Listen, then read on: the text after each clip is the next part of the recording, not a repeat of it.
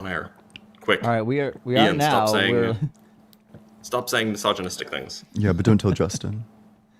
Don't I'll tell never Justin know. to stop saying misogynistic things. We should be live on TikTok here in a minute. Now, apparently, it's been pointed out to me that I'm like way more patient with like women who yap than with men who yap. I don't know.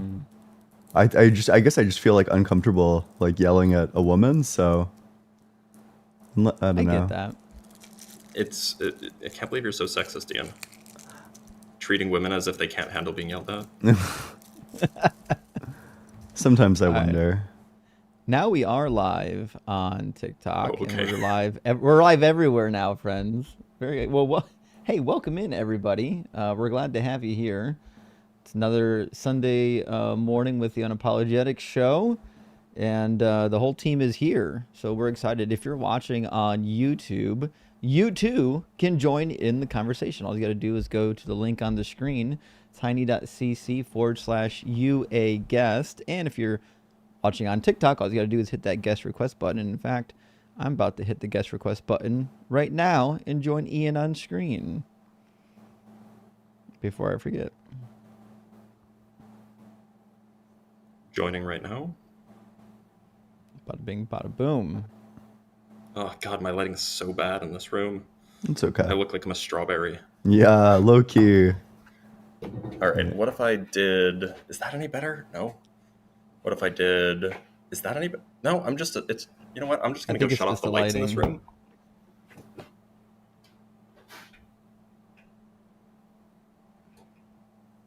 Really TikTok's taking its time to. All right. So much better. Now I don't look like. Oh, but now the. Okay, at least I don't look like a strawberry now. Good. No, you look fine.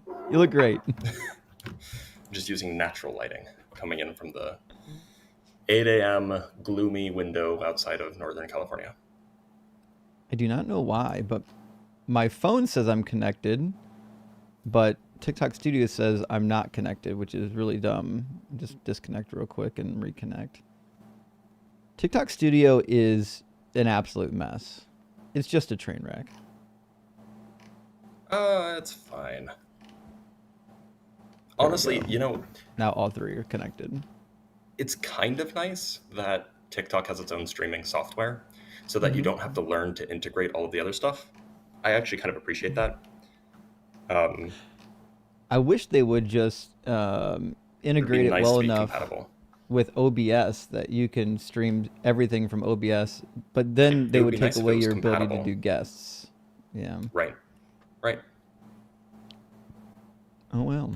Well, we're here now, friends. Great to see everyone. We don't... Bud. I said friends. Friends. I know. That's you and the entire audience. Which they should be populating now. We gotta, let's see. We're loading. Everyone's filing in. Welcome in, everybody. Chat's popping off. Good to see everyone. We should have a guest loaded up here any minute, I'm sure. Yeah. Did you guys get trick-or-treaters this weekend? Because we did. It's not Halloween yet. It's not Halloween. I know, but we did. Isn't that weird? That is weird. I don't understand that at all. I don't know. Halloween is literally on a Friday. I know. I don't know why they did it. They did it yesterday in my neighborhood. Come back Halloween. I don't know. I don't know why. Maybe because my neighborhood used to do like a Halloween party on like weekends. I mean, we always had like Halloween break or like fall break, and it just always overlapped with Halloween. So I don't know. Maybe it's that.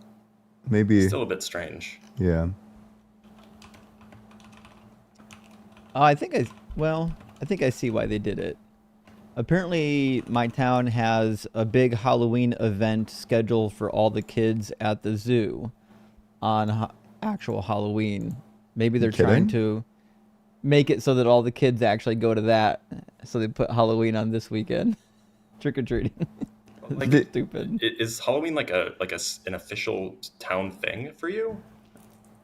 It was just like a neighborhood thing where I grew up. Oh, Oh no! Our town actually schedules it and like puts it on the school calendar and everything. What? Yeah. They schedule Halloween? Oh yeah, they It's actually already have. scheduled. I know. Hashtag, But they have like a hashtag Ohio scheduled, things. like a scheduled official Halloween trick or treating day that people follow here. This is Pretty crazy. abhorrent. That doesn't On make the any sense atheist to me. worldview, how do you ground the necessity of October 31st as being Halloween? I have no foundation. That's why we're doing it on the Yeah. 25th. Exactly. This is what you get in secular society. You get trick-or-treaters on the 25th of October. Your The funny worldview is thing is, arbitrary, and hence Halloween is on an arbitrary day. I did love it when I was a kid. We would go because not everyone did trick or treating on the same day. We would go from town to town and do multiple trick or treatings. It's a good time. Have you guys heard of trunk or treat? Is that Oh, like yeah. where you just like get the cars in the line and Yeah. then? No, I hate that. I trick-or-treated way too late. I was trick-or-treating like my senior year of high school with my friends. Well, no, that's fine though. At that point in your life, that's trick or treating, ironically, but like you still really like it. So it's Yeah. fine. Most of the trunk or treats that I've ever seen scheduled are just scheduled at like churches because they're too afraid to say trick or treat because that's way too demonic. The word trick, well-known demonic word, That's what Yeah. it is. Yep. associated with Loki, Lord of Tricks. Apparently. Well, I think we got plenty of people loaded up. If you're watching and you think God is real, we'd love to hear from you. There's a link on the screen if you're watching on YouTube. It's tiny.cc/UAguest. If you're watching on TikTok, just hit the guest request button. We'd love to hear about how trick-or-treating is demonic and your God said so. This would be very, very exciting for all of us. I think it's so sad that trick-or-treating is haram. That is sad. That is really sad. It might. I think it's kosher. I don't think that there's anything not kosher about it. I wonder. I feel like there must be like a plurality of rabbis that have written like extensively on this exact topic. Probably. Almost seems to be. Trick or treating is not considered kosher by most Jewish authorities because it is seen as non-Jewish and potentially idolatrous custom. However, views vary, and some Jewish families treat it as a secular holiday of dressing up and collecting candy. Okay, yeah, it's not kosher. That's kind of. I kind of expected that. I Christians googled this. are already shouting in the comments, "You can't disprove God." Well, I mean, you're welcome to request up and find out. Well, hey, we got a super chat from our friend Connor. Welcome in. Good to Let's see you, go. Connor. Connor says, "Hello, friends." Well, hello to you, Connor. Question for Ian. Can you explain Platonism versus materialism? I think you converted me to Platonism, but unsure the difference with M. Slante. I don't know what that means. Cheers. Materialism. So materialism just states that the fundamental substance of reality is the material, right? Like matter, whether that be like the wave function, or I mean like a physical wave function, or like particles or particle fields, like whatever the fundamental physical thing is that's what the basis of materialism is. It doesn't go deeper than that. All worldviews are going to have like a fundamental substance to them. I suppose you could have like an infinite regress of substances, but that sounds really dumb, and I've never thought about it before. So I don't Must know. be dumb. I don't know anyone who believes that. Maybe there probably are like some niche people who believe that there's like an infinite regress of fundamental substances, that there's just like an infinite chain of grounding. But I don't really understand what would motivate a view like that. So, Platonism is just the idea that there is like immaterial like forms. I guess it's like kind of hard to put into words, but like I think numbers are a good example of like a Platonic thing. Numbers aren't physical, but I certainly think that they exist. And And the way that that distinguishes itself from materialism, I'm actually kind of skeptical that there is this divide between materialism and Platonism, because I think that the material reality is just identical to mathematical reality, and then mathematical reality is like Platonic. So I think probably the physical supervenes onto the like ideal, the Platonic. I'm not sure if that By was the way, that felt like you're super supposed rambly. I don't know if that you answered need the to question rejoin the well. TikTok chat. What? You need to rejoin TikTok, the TikTok live. Okay. Fine answer though. Well, let me bring you up, and we've got a guest waiting in the TikTok queue. So let's bring in Anthony, and then we'll get RS from the YouTube queue, and we'll, get the show on the road, friends. Hello? Welcome in, Anthony. Anthony. How you doing? I'm all right. Yeah, I love you guys' videos and all. Kind of made a little typo in the chat. Put "eat me up" instead of "let me up." So ignore that, pretty please. Fair enough. So Okay. Anthony, You can you're do at least both. 18, and do you believe in God? Sorta no. But I have a question about the soul for you. Okay. Well, thanks for coming, but we're doing debates, okay?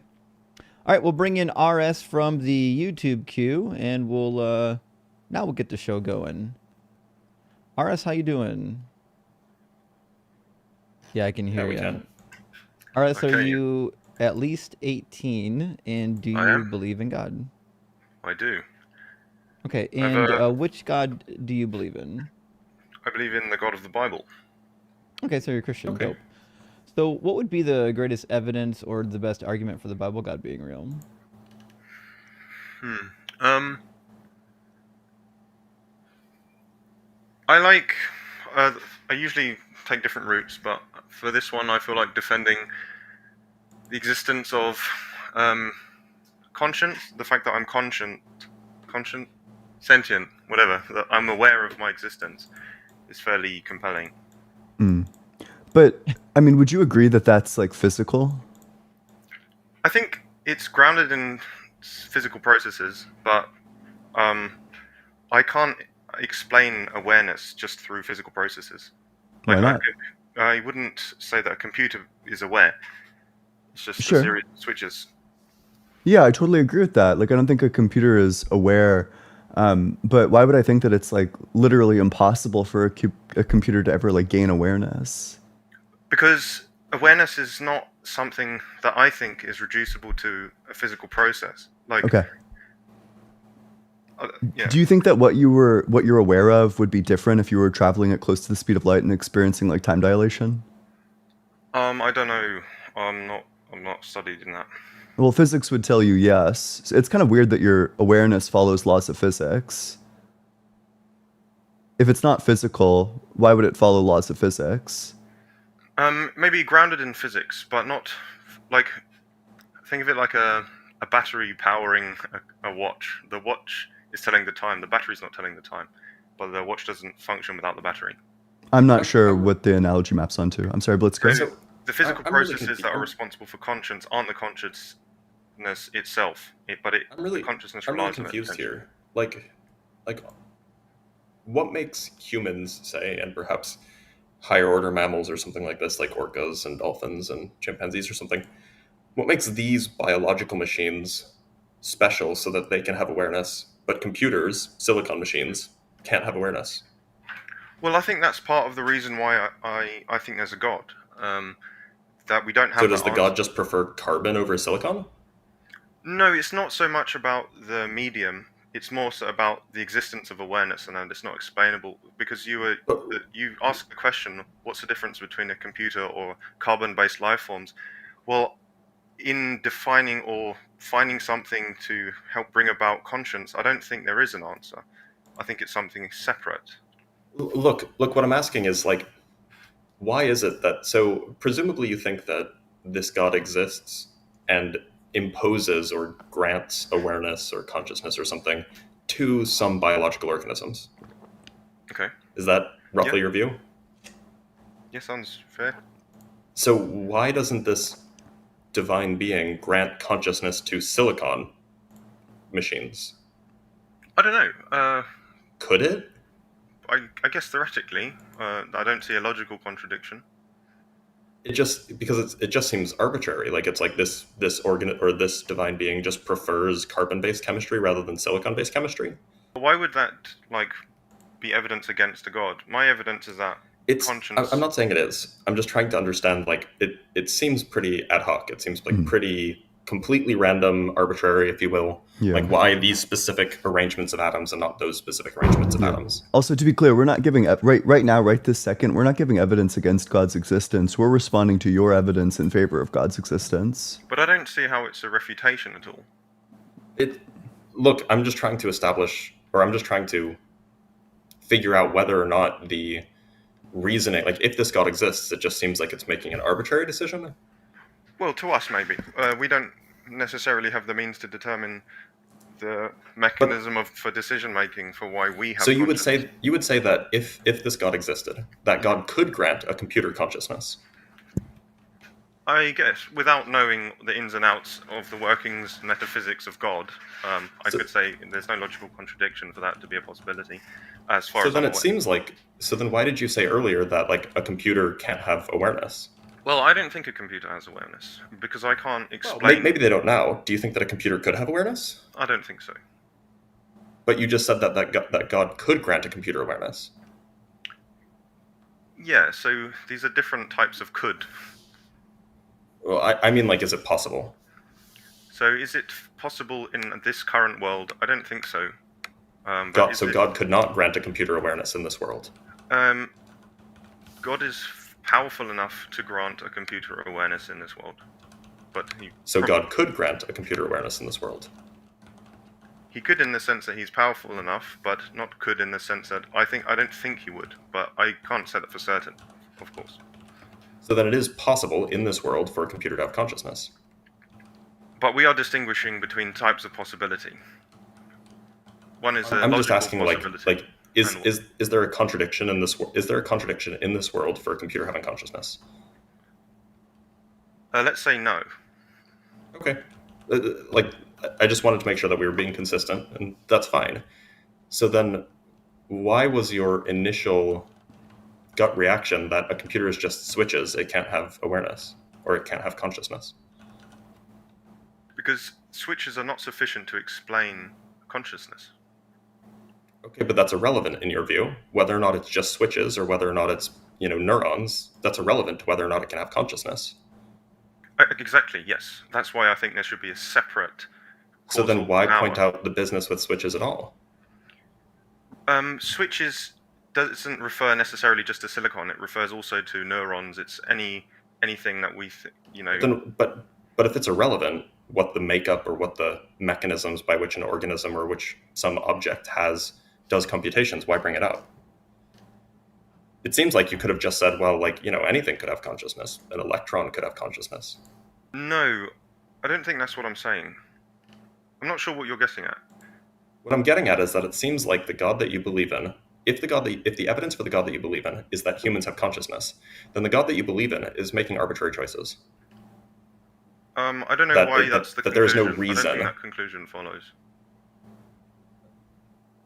So the claim then, okay, sure, it's fair that you could say, well, maybe there's a reason that we just don't know. But it seems like that there's no genuine distinction between silicon-based chemistry, say, and carbon-based chemistry. There's a difference of kind of, number of protons or something like this, right? But what's the genuine distinction that would allow for a genuine decision to be made? The existence of a God. So that God just has a preference for carbon-based chemistry? Yeah, you could say it like that. Okay. It doesn't seem like a very universalizing God. Well, I don't want to not to pivot back to my line of questions, but if you agree Apologies that for taking over. Yeah, if you agree that consciousness follows laws of physics, then that's just the definition of physical. At that point, consciousness is physical. Did my battery analogy not illustrate? I have no idea what the parts of the battery analogy are mapping onto. So the battery would be the physical processes that the watch relies on to perform its function. Timekeeping, let's say. And then the physical process of a brain, like the ions moving through cell membranes or whatever is the physical process that consciousness relies on. The consciousness wouldn't exist without the brain. Okay. Well, I also believe that you could have like a spiritual being that doesn't have a brain, but let's simplify it for now and just say that's my analogy. Okay. I'm not sure how that gets you out of the argument. You So said the argument is that consciousness follows laws of physics, and that if something follows laws of physics, then it's physical. well, in what way does conscience follow the laws of physics? So, for example, it would experience like time dilation or like relativity of simultaneity. The fact that your consciousness has like an inertial reference frame. Okay, so you might need to explain to me what the consequence of time dilation or what that means in the context of consciousness. Sure. If you're traveling at close to the speed of light, then you'll experience less time.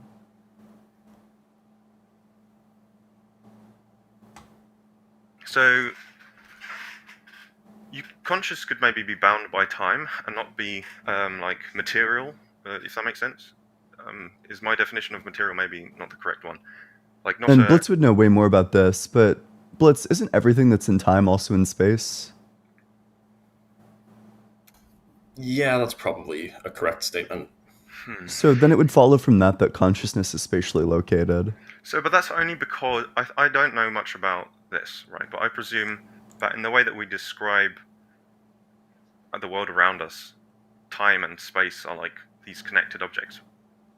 But maybe it's because I have a Newtonian way of thinking about the world around me. I can imagine something in time that's not in space. Or maybe not.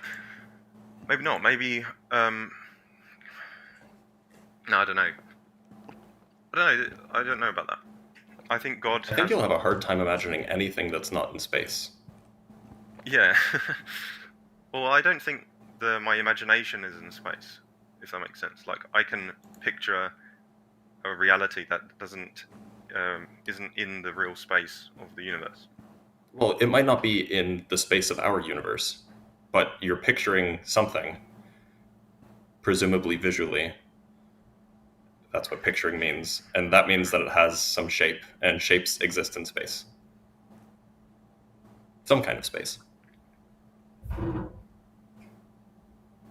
I would call it a virtual space. Maybe not a... Okay, that's still a space. Yeah. Yeah. So why does that discredit the idea that consciousness relies on a non-physical thing? Wait, why would I? So we agree that it relies on a physical thing. Why would I think that it relies on a non-physical thing?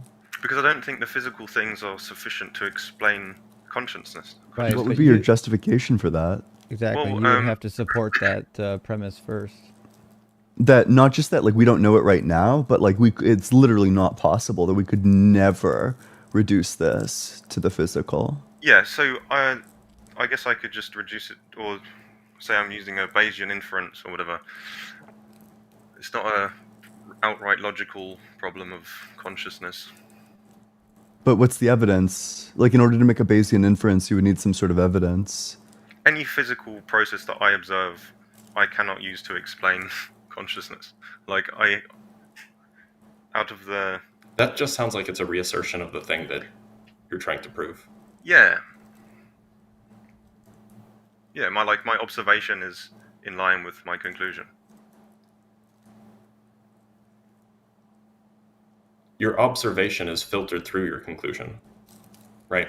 Because I could just as well say, well, the evidence that we have for consciousness arising from physical stuff is that we look around and we see physical stuff, brains, giving rise to consciousness. See, if I filtered my evidence, my observations No. through my conclusion, then of course the evidence would Because support the conclusion. I didn't deny the role that physical things play on our consciousness. So, but you are saying that it can't give rise to consciousness. Not in itself. It's not sufficient. Right, But it but maybe... that's what we're waiting for the evidence of. What's the proof, the argument, the evidence that the material world can't give rise to consciousness? Okay, I don't mind dying on the hill that we don't know, and so I don't think it's probably not likely. Right. Yeah. So Okay. then the argument reduces to a God of the gaps. I don't know this thing, therefore God. Right. Um, there is a clever response to that, but I don't know it off the top of my head. So RS, Yeah. another point that's probably worth pointing out is, look, if your justification and like sometimes saying like, well, if I can't think of an explanation, then it's likely that there isn't an explanation. That's like sometimes reasonable. But if that's sound reasoning in your view, then saying I can't think of an explanation for why God chose biological organisms over non-biological organisms, that would be sufficient explanation to think that a God didn't do this.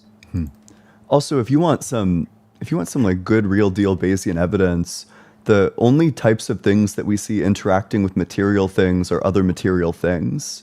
So if we followed that line of inference, we would assume that the only sort of thing that has causal influence on our consciousness is other material things. Because we know that our consciousness interacts with and is interacted by or is caused by, in part, the material. So if we have lots of evidence that only the material can affect the material, then we would just conclude that everything that goes into your consciousness is material. Yeah, I think that circling back to the problem of consciousness in general, that I don't really understand. I haven't really found a nice answer to. I don't like. Do we have free will? Like that, the problem of free will. It depends how you define it, is my answer to that. So there's like one sense of free will where I think it does exist. There's one sense of free will that I think doesn't exist, and there's one sense of free will that I think is incoherent. I think it's incoherent to think that you're like the uncaused cause of all of your actions. I simply do not know what that means. I don't like the idea. In fact, like I'm a lot of the good methodologies that have produced truth are predicated on the notion that things have explanations for them. So if you accept that version, the libertarian free will version, then you just need to accept that every single time somebody makes a decision, that there's no further explanation for why they did that. And I think that that's unlikely.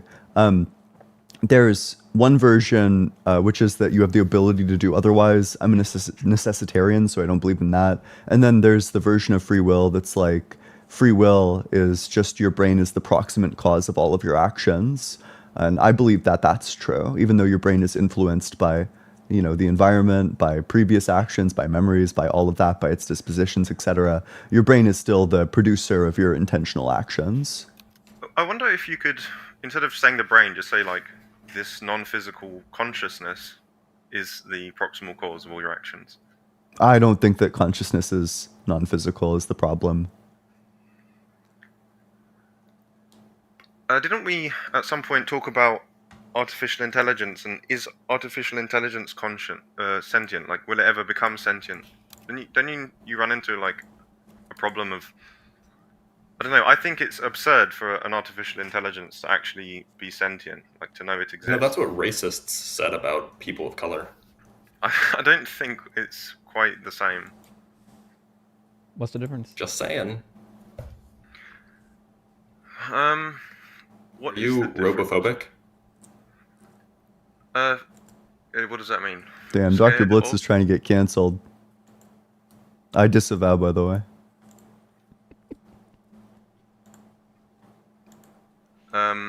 Yeah, I don't think that artificial intelligence is sentient or is sufficient to describe sentience. I'm sure there's like the same style of proof that was done for the incompleteness theorem, Gödel's incompleteness theorem, where like physical processes are not sufficient to describe consciousness. How does that work? Yeah, I think it depends on what you think consciousness is.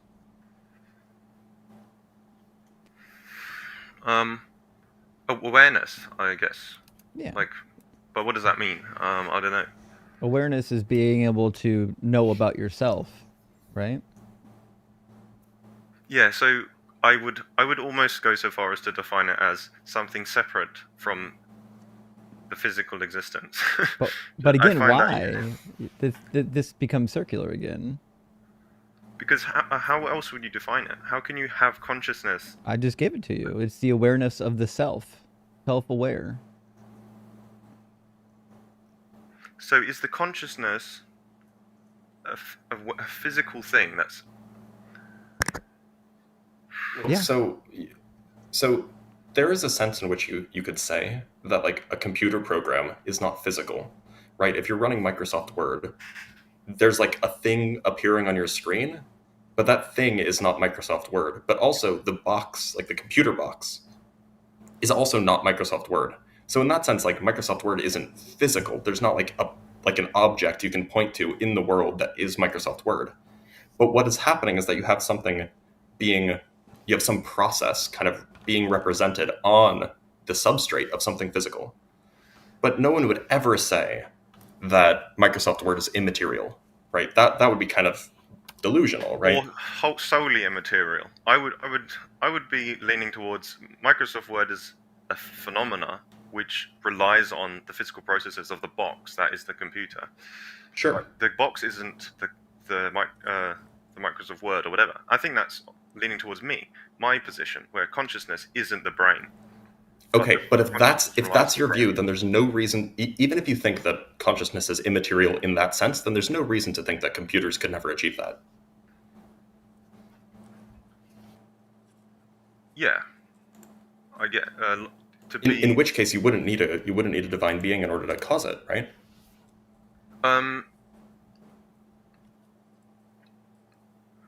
No, well, no, actually, no. I take back my that I said earlier. I don't think that follows. Just because Microsoft Word is not the computer box doesn't mean that a computer is capable of consciousness. The Microsoft Word is just an analogy for consciousness. It's not consciousness No. itself. So the point that I was getting at was merely that it seems like, under your view, the like Microsoft Word is immaterial in the same way that consciousness is immaterial, in that it's like hosted on a substrate of something material, but it itself is not like material thing. In which case, the gap between the material and the immaterial has already been bridged by non-sentient computers. The So only difference where's the restriction? the only difference is a phenomena, or whatever you said, that's like performed on a substrate or whatever. There's a level of abstraction to go further to become self-aware. Just like projecting something onto a different substrate is not the same as being self-aware. What's that extra level of abstraction that's needed? Well, to me, it would be non-physical. I don't think. But I think it's absurd Microsoft to Word say is that. non-physical. I think we are sort of in a loop, but I think it's absurd to say consciousness is like my imagination is solely physical. Like these images I'm seeing in my head are physical. They're not a thing, and I'm aware of them. It's not just the images in my head. It's me knowing that I exist and that we're having this conversation. I'm not like a computer that is taking an input and just putting an output based on how I've been programmed. Well, How do you know not that? in the same way, but because I am aware. Yeah, I guess I don't have the perspective of a computer, so it is harder for me to argue from the perspective of a computer. How would I know that a computer doesn't Right. have? But you're trying to say that your awareness is somehow different or special, which we have yet to establish. I don't know how I know that. Maybe it's to do with how I see computers interacting with the world around them versus how I see people interacting with the world around them. Or Do you think like a deer has consciousness? I think so. And do you think that the deer has like this special immaterial substance? Yeah, I think so. I think the Bible talks about animals having souls, or at least being alive. What about like fish? Do you think like fish have like awareness or consciousness? That's a good question, because I think fish are in a different category. But I would obviously like to defer to what the Bible says. But let's say, yeah, if they have a sufficiently complex brain and they've been granted consciousness by God, yeah. Okay, sure. But you think like awareness in general, not like self-awareness, right? That's what you're talking about. Well, that's a good point, because I do think some animals are self-aware. Like, Yeah. orcas, dolphins, It's Yeah, or even chimpanzees. dogs. Elephants. Like they yeah. can be sad about a death, or they can, think over a decision that they've made in the past and like realize it was wrong.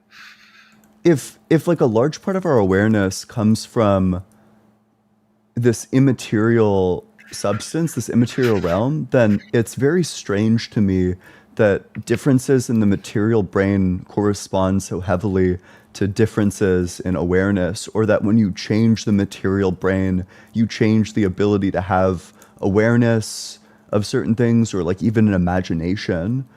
You could lose that capability if you experience like a certain type of brain damage. Yeah.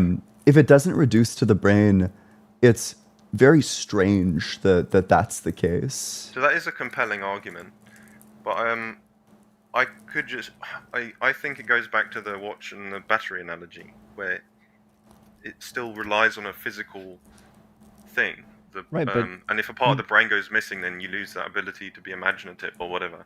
But this brings you back to the very beginning of the argument 30 minutes ago, which is that you can't establish that to be the case. That's just what you think is the case. Yeah, that's what I think. So we so- just come. Yeah, but I think it's absurd to think that my awareness is a physical, solely physical. Well, Why? an argument from incredulity isn't an argument. Like I agree, like to some extent it's unintuitive. I just think the other positions are way less intuitive, and also there's lots of evidence against them.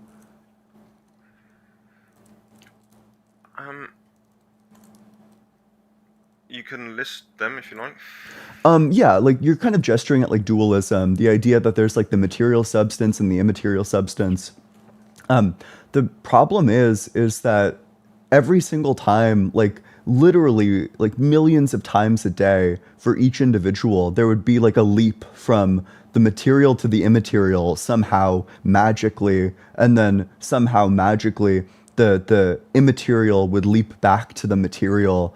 That if you follow like the chain of causation, like the light strikes the cones in your eyes, activates the neurons, and then there's like some more like material processes, and then magically it just like jumps to like the immaterial realm of your conscious experience, and then that produces like some effects in your experience, and then that likewise like jumps back to the brain somehow. That's like super strange. I have no idea what type of causation that would even be.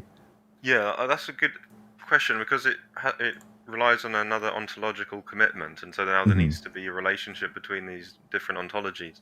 But I would just like to make your jumping of interactions a bit more precise and say that there's like a link between a physical process and a non-physical process, where if there's a change in the one, it causes a change in the other, and as opposed to like this jumping between the two. Yeah, but how? Yeah, I don't know. Yeah, I And think just to that be clear, Yeah, this sure. is very confusing, because generally we would say that, if something is physical, then it obeys laws of physics, meaning that, and at least as far as the physics we're concerned with, say it just is the case that physical effects have physical causes, at least in a Newtonian sense. So you would be saying that there are some physical effects that do not have physical causes, Yeah. and that would be a violation of the laws of physics as we know them, right? No, because I mean, in the same way that I think God created everything, I think God is a non-physical entity that's created physical things. but Right, that specifically would you'd also have be to a violation. you'd have to hold this to be happening like genuinely constantly. Like every single time somebody has an experience, like there's a violation of what's classically understood in laws of physics, that physical effects have physical causes. Well, I think I can't remember what it's called. I saw someone talking about it, where our whole system of science is created to describe the physical world around us, and I don't think Yeah. reality is limited to the physical world around us. So when you introduce a supernatural, outside of nature, non-physical thing, it's going to break the physical laws. So I don't see that as an issue. The issue would be that there would be physical events that happen that have no physical cause to explain it. Right? That's the issue. So you would just have things just randomly doing things that could never be explained via some physical mechanism. Yeah, I believe in And miracles. okay, I But mean, like, look, if your view is that literally every single microsecond a miracle is happening in your brain, that like there's just some particle that's moving in a way that nothing is causing it to move that way, it just does that spontaneously because some immaterial thing is pushing on it, like that's a belief that you can hold. I don't know the inner workings of the brain, and I don't know how closely linked the non-physical consciousness and the physical brain are linked, and if there's a miracle every second or once every 5 years or whatever it is. But I don't think that's as significant as the fact that there is a supernatural or a non-physical. That's what I mean by supernatural part to it. And I yeah, don't think but you do hold that there's like this not the leap, but like the interconnectedness that there are physical effects that come about via non-physical causes, and that's happening like genuinely constantly for every single creature that's aware or even across the once at entire all. planet. I think That the issue this that sort of like unprecedented event that we have like zero evidence of is just happening constantly, and we can't find any sort of evidence for it. I don't see why that's so bizarre, and I also would like to stress that I think the issue is more: can anything happen that's supernatural? I think that's the problem, because if we can establish that supernatural things can happen, or that there's a outside of nature or outside of physics thing that can impact the natural world around us, then we can at least get past that hurdle. I don't think the issue is so much is it Well, happening look, every second or whatever. if you think that that's a thing that can happen, Hmm. then you're just saying that there are no laws of physics. I didn't say that. I don't. That doesn't follow either. It does follow. A law of physics is something that purportedly always holds, Yeah, meaning but that there are no exceptions. Right. So in order to establish miracles, you would have to establish that a miracle happened. Can you do it? um, maybe not like with a ruler, but I can. Yeah. I don't So see it as a logical RS, contradiction. I appreciate you coming up and being cordial, but I've been listening to the argument so far, and it sounds like you keep explaining what you believe, and I think we already know what you believe. The problem is you haven't established any of them as being valid beliefs yet, right? So every time we poke a little bit at what you believe, you end up with, well, I don't know, like I can't explain it, right? But if you So can't what would warrant a explain valid belief? or demonstrate the validity of any of your beliefs, then they're just not justified beliefs, and that's fine. But I think I don't know if it's worth continuing this conversation for another 15 or 20 minutes, because I feel like we're going to go through another loop where you say something and we're going to press on it, and you're going to say, well, I don't know, that's just how I feel. So if that's just how you feel, that's fine, but that's not a valid argument.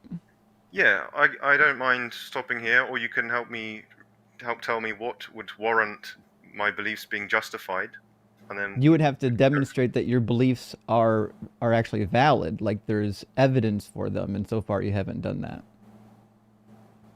I don't think there's. Okay, I don't mind stopping here. I didn't come prepared, and thanks for having me on. Yeah, It's hey, okay. thanks for coming on. You were polite, and we enjoy a good polite conversation. Yeah.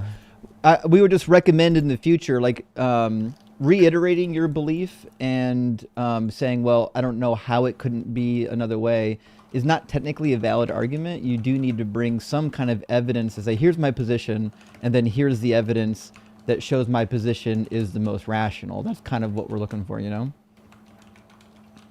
Well, at least a rational explanation that I don't think is any more irrational than believing that there isn't a god. Well, until there's evidence of God, it's not irrational to lack a belief in it. Or until there's Do evidence you that lack a there's belief in the not a life god. granting?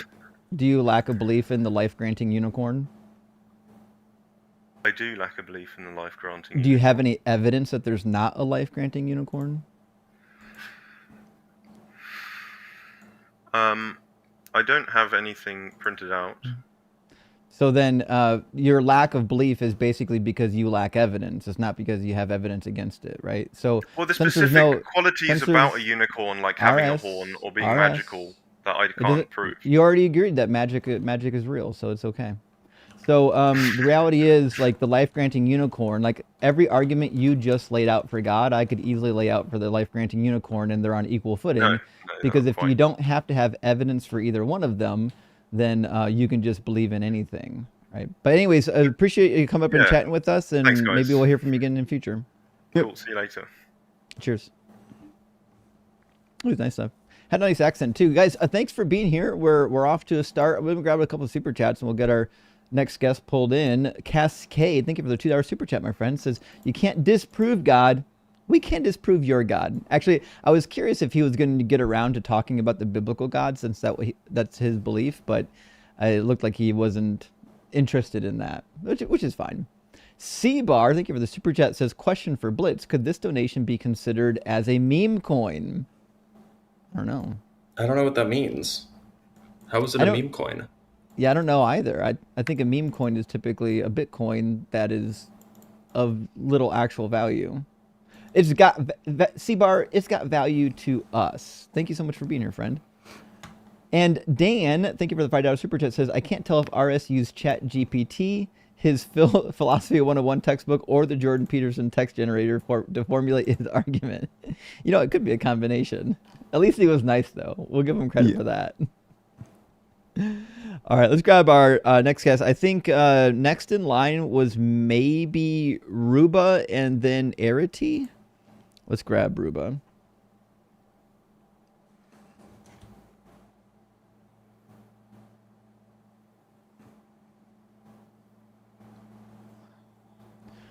Welcome in, Ruba. Aloha. Do you hear me? Yeah, we can hear you. Ruba, are you at least 18 and do you believe in God? Yes, I am older than 18. I believe in God. Okay, and which God? I'm Muslim. Okay. What would be the best evidence or the best argument for the Muslim God being real? Well, first of all, I've been listening to your arguments, and here's a thing I need to clarify. The universe is created to function by itself, not to be full of miracles. Like, probably miracles is not a thing to happen every day, is a thing that could be, could happen, let's say, in order to prove some message. And that was just connected to prophecy. That's one Okay. thing. So, what would be the argument evidence. for your God existing? Yes. Well, basically, in Islam, we have the book Quran, and there are so many things discussed within Quran.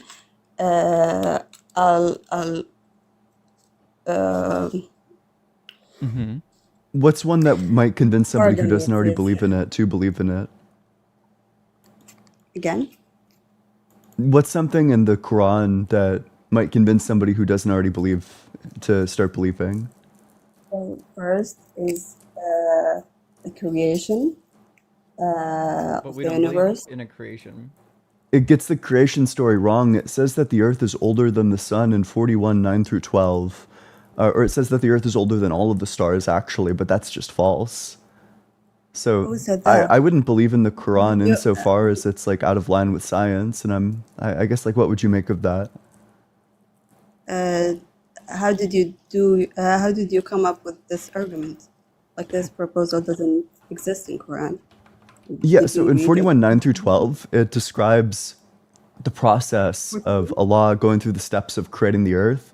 So first he Again? creates the Which earth, chapter? and then he brings together the universe and adorns it with stars. So the sequencing is earth first, and then stars.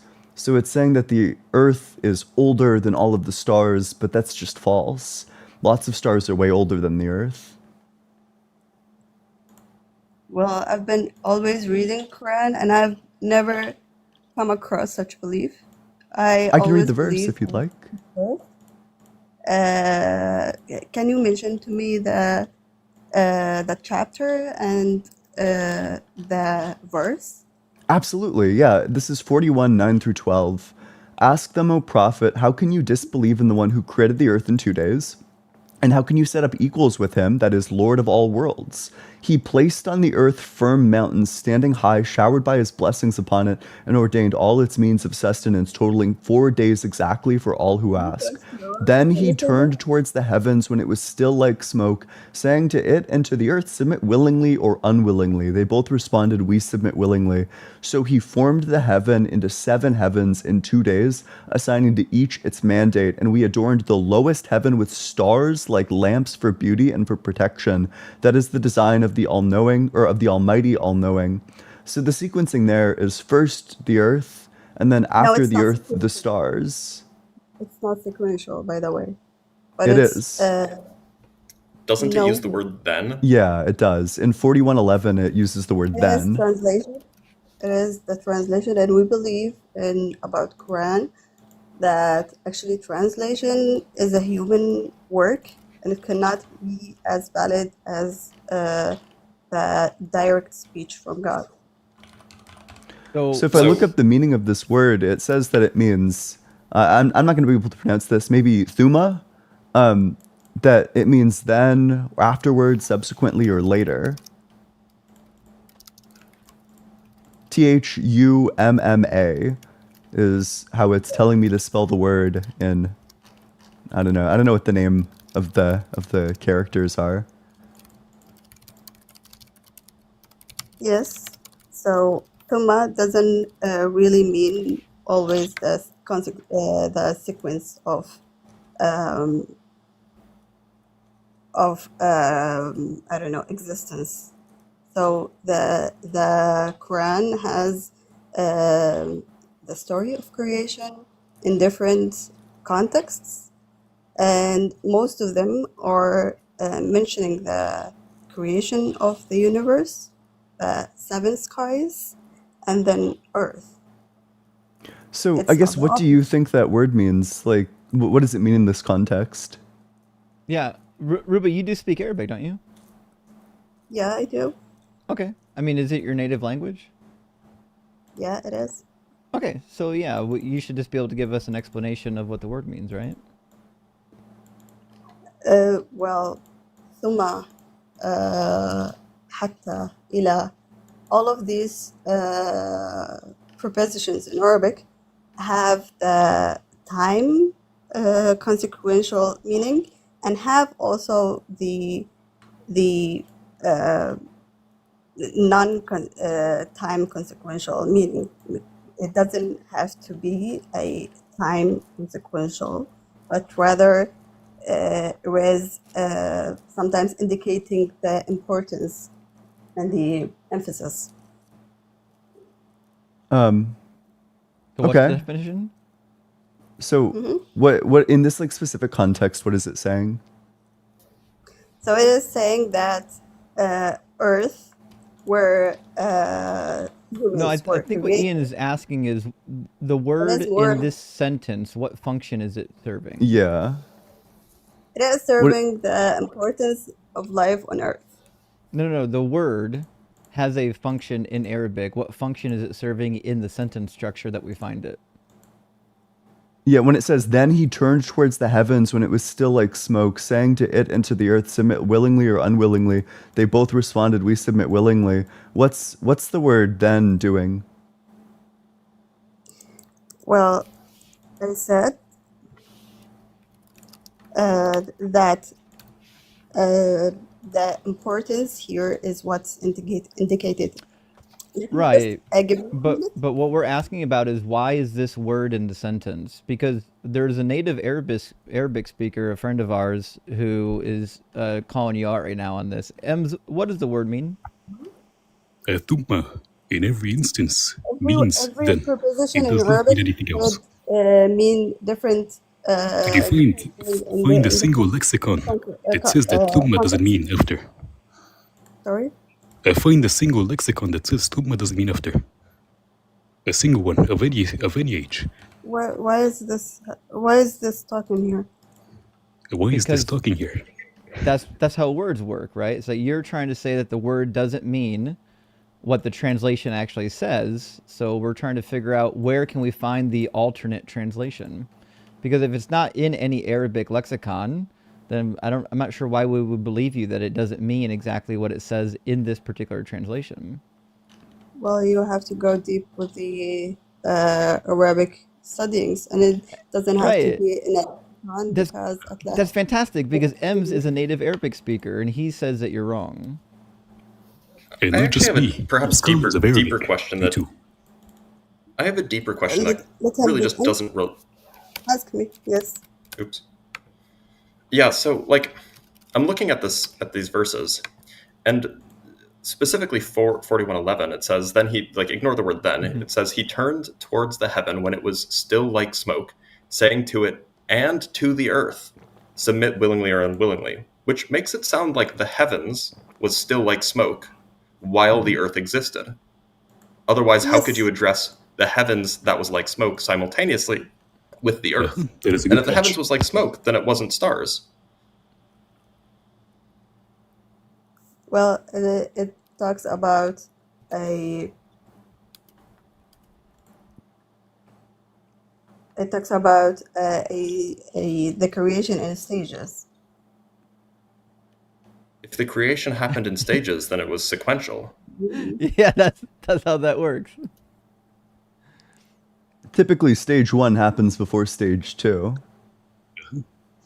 Yes, and first the whole universe was one mass, and then it. That is not what it says.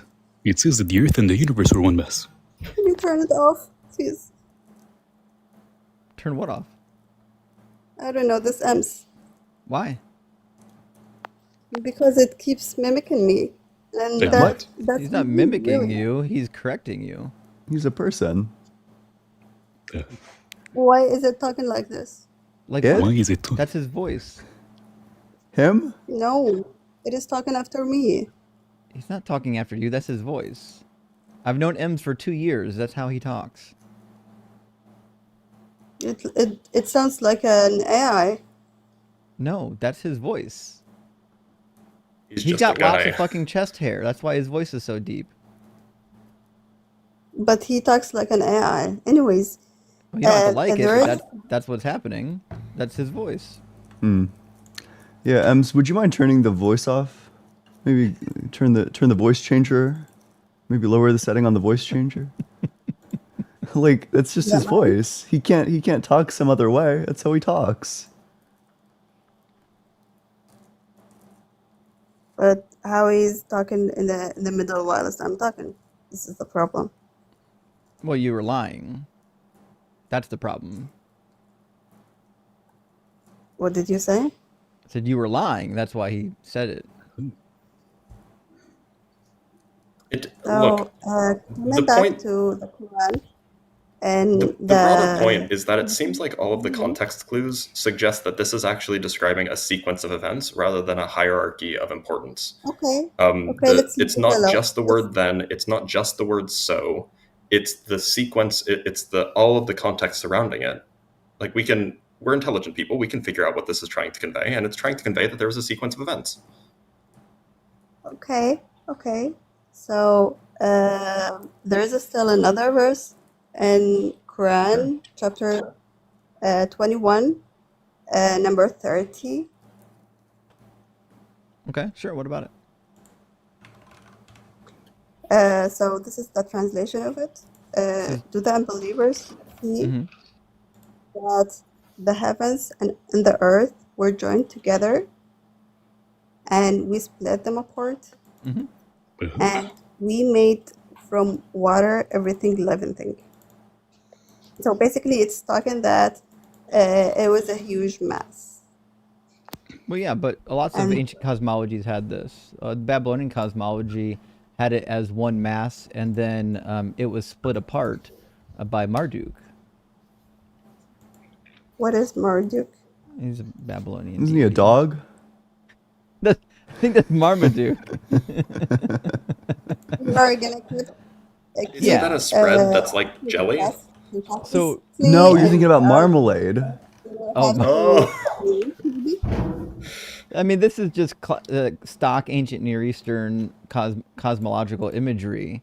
That the Earth was a lump and it needed to be separated into a sky and an Earth. Okay. Then I said that there are numerous arguments. Can I move Sure. to another argument? Yeah. Sure. So, also, Quran is talking about the stages of the infant Biology. in the Embryolic. Oh embryo. no. Yeah, embryology. This would be a fun one. So what passage? 2014. Wait, I'll have to look at that. المؤمنون 14. Yeah, true. 23.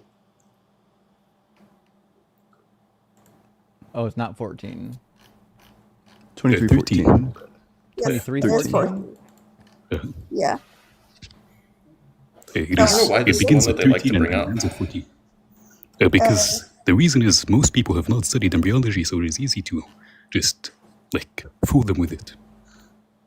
It's a Right, field but that is generally niche. the claim is that like, oh, this lines up with science. So if they're going to make that claim, they have to have checked that it lines up with science, and then they check, and then But they they find out that haven't. it doesn't. They never check. What is your argument against Well, it? let's Yeah, okay. read the passage, Ruba, and then we'll discuss it. It says, "Then we developed the drop into a clinging clot, then developed the clot into a lump of flesh, then developed the lump into bones, then clothed the bones with flesh, then we brought it into being as a new creation." Do you think that's the embryonic process? Well, how is the embryonic process? Not It like that. starts with a cell. It doesn't start with a clot develops. of No, blood. it says, no, the passage says that we start as a mixture of fluids between the father and the mother. The same mixture that is mentioned in the ribcage verse. So, it says we start as a fluid that is collected for 40 days. Yes, exactly. It talks about. It's not a thing. We do not The begin. Quran talks about 40 We do days. not begin as a fluid. Every that- single stage, there are 40 days. True. And that is simply incorrect. I mean, okay. Apart from this, what do you say about prophecy? I mean, I mean, we could have delved there deeper, were but go ahead. always prophets all along history, right? And people have believed them. What do you think that they believed them? Show me a prophecy and we'll discuss it. I mean, I can show you a prophecy that failed. I can show you a prophecy that failed. I don't understand. What was your answer? He said, "Would you like to see a prophecy that failed?" Well, not necessarily that every prophet has claimed prophecy was actually a prophet, but there were prophets that lots of people believed in, including Jesus. Right, but the question is, would you like to see a prophecy that failed? Is this No, prophecy because from there were- Muhammad? No, From the don't show Quran? me the evidence. Whatever you do, don't do that. Is this So a could you read? Quranic prophecy? It is in the Hadith the Prophet gave a prophecy. It is in Muslim 2953b. What is that? What do you hadith. mean by that? I'm getting it right now. I'm not a native speaker of English, so pardon me a It's little bit. okay. It says, "When would the last hour come? Thereapon Allah's messenger kept quiet for a while, then looked at a young boy in his presence belonging to the tribe of Azdi Shuna, and he said, 'If this boy lives, he would not grow very old till the last hour would come to you.' Anas said that this young boy was of our age during these days." And actually, there's a verse in the Quran that says the end is coming quickly too. Yeah. But this is giving you an explicit, The timeline. Quran I is mean, not talking I about assume that boy's coming, dead now, right? but like you should look at the beginning of the history of some scholars say he's still alive. the time of the beginning. Why don't you turn it off, please? Turn what off? That's his voice. You can't turn off people. It is an AI, I'm sure. No, it's not. Ems is not an It AI. is connecting me and it has resources. That's great. But It's not an please, Ruba, Ems is not an AI. Ems is a personal friend of mine. This is his voice. okay, then You don't like have to like turn it, but that's his voice. okay, then just talk to him to not interrupt me whilst I'm talking. Please. You can Tell just him you please. can just talk to him yourself. Yeah, you know he's up here with you. He can hear you. I know because he's an AI. هذا سمك He's والله. not an AI. Now This is crazy. by the way, this is a thing that you are not aware of, but he's previously was talking in a formal language or formal Arabic, and then he was talking in Tunisian, and then now he's talking in Tunisian. Egyptian, which is not Did you just say I'm Tunisian? one character, you know? He is one character. Yeah, one character, but made by several resources. I know. No. He's a human Well, being. by a sperm and an egg, maybe. Okay, we're not gonna keep arguing here, please. You're right. You're right. We will not. Okay, thank you. Sorry, I just disconnected her. You can't just call someone an AI. Like, you can't do that, right? You wouldn't call Ems a clanker. Ian. So the hadith that you pulled up, Sahih Muslim 2953b, seems to coincide with Al-Anbiya. Did I say that right? Al-Anbiya? Yeah. Which is 2137. When there's 27 or was it 2137 to 42, where he says that the end, the judgment, is coming soon. It says humankind is made of haste. I will soon show you my signs, so do not ask me to hasten them. And then he describes the the end time judgment, which means like just like the Bible, they thought that the end was coming It does the same imminently. thing. Yeah, and it never came. And the prophet says that he was sent. He said, "Me and the last hour were sent like this," and then he put two fingers next to each other. Oh shit! Yeah, like indicating that they were like very close to each other.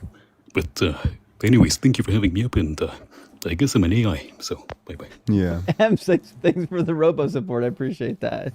I think All robots you're an matter. AI. I think everyone If should you're an get AI, like then a, you're like Data. yeah. Sentient, fully capable of interacting with the rest of the crew. True. He just proved the Trying to first find your caller humanity. wrong. Okay. True. Cooked. All right, let's grab a couple super chats, friends. We'll get our next guest in here. Miko, thank you so much for the $20 super chat. Actually, $26.62 in American US dollars. Thank you very much. Just thinking about a thing which seemed very thingish inside you is quite different when it gets out into the open. It has other people looking at it. Pooh Bear. Oh, that's a Winnie the Pooh slogan or quote. This channel really helps people get that done. Well, thank you, Miko. You're right. Sometimes you do have to get a thought out of your face in real time and let people interact with it before you can actually use that thought meaningfully. Just having a shower thought isn't always the thing to do. Thank you, Miko. And Design, good to see you, says God needs better secretaries. Donate today. He certainly does. And they've had a lot of money to hire a good secretary. They haven't found one yet. Thank you, Design. Good to see you, friend. And is it Thielge? I apologize. There's no way I pronounced that correctly. It says, I would pay to listen to M's voice day and night talking sweet things into my ear, and you are not alone. M's voice is mesmerizing, just simply mesmerizing. And last one from our friend Design again. Thank you so much. Says, I will not speak to intelligence of any form. Bye. Artificial or not, she doesn't want to do that. So true. All right, I think we said Arity was going to come in next, so let's grab, and I hope I pronounced that name correctly, Arity from the queue. Oops, wrong button. There we go. How you doing, Arity? Can you hear me? Yeah, we can hear you. That we can. Hey, what's up, man? Arity, Yeah, are you at look, least I have 18, two. and do you believe in God? Yeah, I'm 18 and I'm Muslim. Okay. I have two modal ontological arguments, two new ones I made. Pross, Sijuwade, and Macintosh. Chad Macintosh has checked through them, they can confirm it's valid. but you guys can determine if it's sound, right? Is that okay? Go ahead. Ian, you got All right. blackboard? Yep. Well, I'm cooking right now, so I'm away from my laptop, but I can like say it what I remember. That's okay. Yeah, go for it. Okay, so premise one, all limits and possibility require explanations. Premise two, there exists no explanation for any limits on God's possibility. Premise Well- three, if there is no sorry, go Well, ahead. he's writing the premises down, so you have to let Yeah, him but write so- while you're slower. talking. Wait, so all limits have explanations No, Oh, you know all what I limits can do? on possibility require explanations. on possibility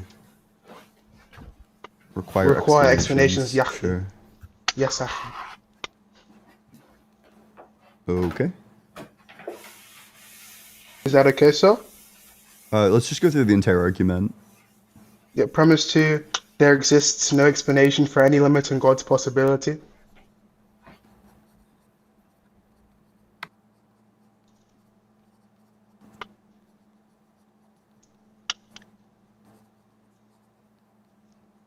Is that okay? I just want to hear the full argument, and then we'll pick Oh, up yeah, sorry. premises. Premise three, if there is no explanation for a limit on something's possibility, then that thing is possible. So from P1 via contrapositives. Premise four, God is defined as a necessary being, and that's in the metaphysical scope. Premise five, if a necessary being is possible, then it exists necessarily, just S5. Conclusion, ergo God exists. That's the first MOA, so my new one. Okay. What's the argument that there's no explanation for any limit on God's possibility? Fantastic, Yaki. Good question. So the explanation goes as follows. So if it is the case that explanations can be cashed out as sets of explanations, and this explanation is just going to exhaust the superset of explanations, there's going to be no thing apart from axioms that dictate the members of the set. Whereas if a set's going to be a subset of the superset that's going to constitute the explanations, then there's going to be some set rule by which we determine that set to be composite or contain those members. So in simple terms, subsets are going to require explanations for why they contain those particular members, whereas a superset only requires the axioms in ZFC, such as, axiom of infinity and axiom of existence. I'm not sure I understand that. Yes, sir. I just take explanations to be some propositions that are non-axiomatic that dictate whether the thing is going to be true, right? Just to be clear, and just because I want to clarify this, does your justification for this premise rely on the proposal that all groupings of things can be qualified as a set? They can found be, within a set? well, Because if it that's may be naive this- set theory, and that's been shown to be yeah, incoherent I since wasn't the saying, early I was about 1900s. to clarify, so I hold to the axiom scheme of specification / comprehension. So of course I wouldn't be committing myself to naive set theory, so that's not true. I'd want to say that all So then why do you think sets are going to be, that explanations must find themselves in sets? yeah, I was about to explain that. Is that okay? Yeah, go for it. So I'd want to say that all sets that constitute explanations are going to be subsets of the superset, which is true via or qua, as the scholastics say, the axiom schema of comprehension. Sorry, can you repeat that? Yeah, so I would want to say that all sets that are formed, right, would be subsets of a superset under ZFC. Do you agree or disagree with that? That all sets that are formed are a subset of a superset? Yeah, the superset.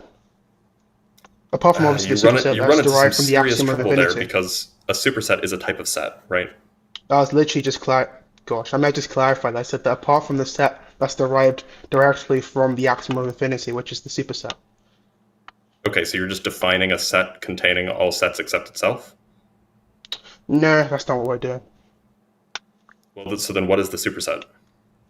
Superset's going to be all possible members or elements of a set, right? That's going to be established via some infinite set, which just follows from the axiom of infinity, so. And the No, axiom of I'm asking, existence. like, how do you construct the superset? Because How if do you you construct the construct superset, like what is the, okay, so you say X is an element of the superset S. What are the criteria that X must satisfy to be a member? It's going to be possible. That's the only criteria, right? It must be some sort of theorem So you're from saying the infinite set. anything that's possible finds itself a member of this superset? Yeah, is there an issue with that? Is it possible that the superset is a member of itself? Nope. The atom Okay, regularity so sorts that one out, sir. well, yeah. So this is what I'm checking. So you would have yeah. Okay, so you could say that X is possible. Presumably, you mean some sort of logical possibility. Yeah, of course. The logical scope, that's for sure. Okay, but importantly, then this superset would not be possible Why is that, sir?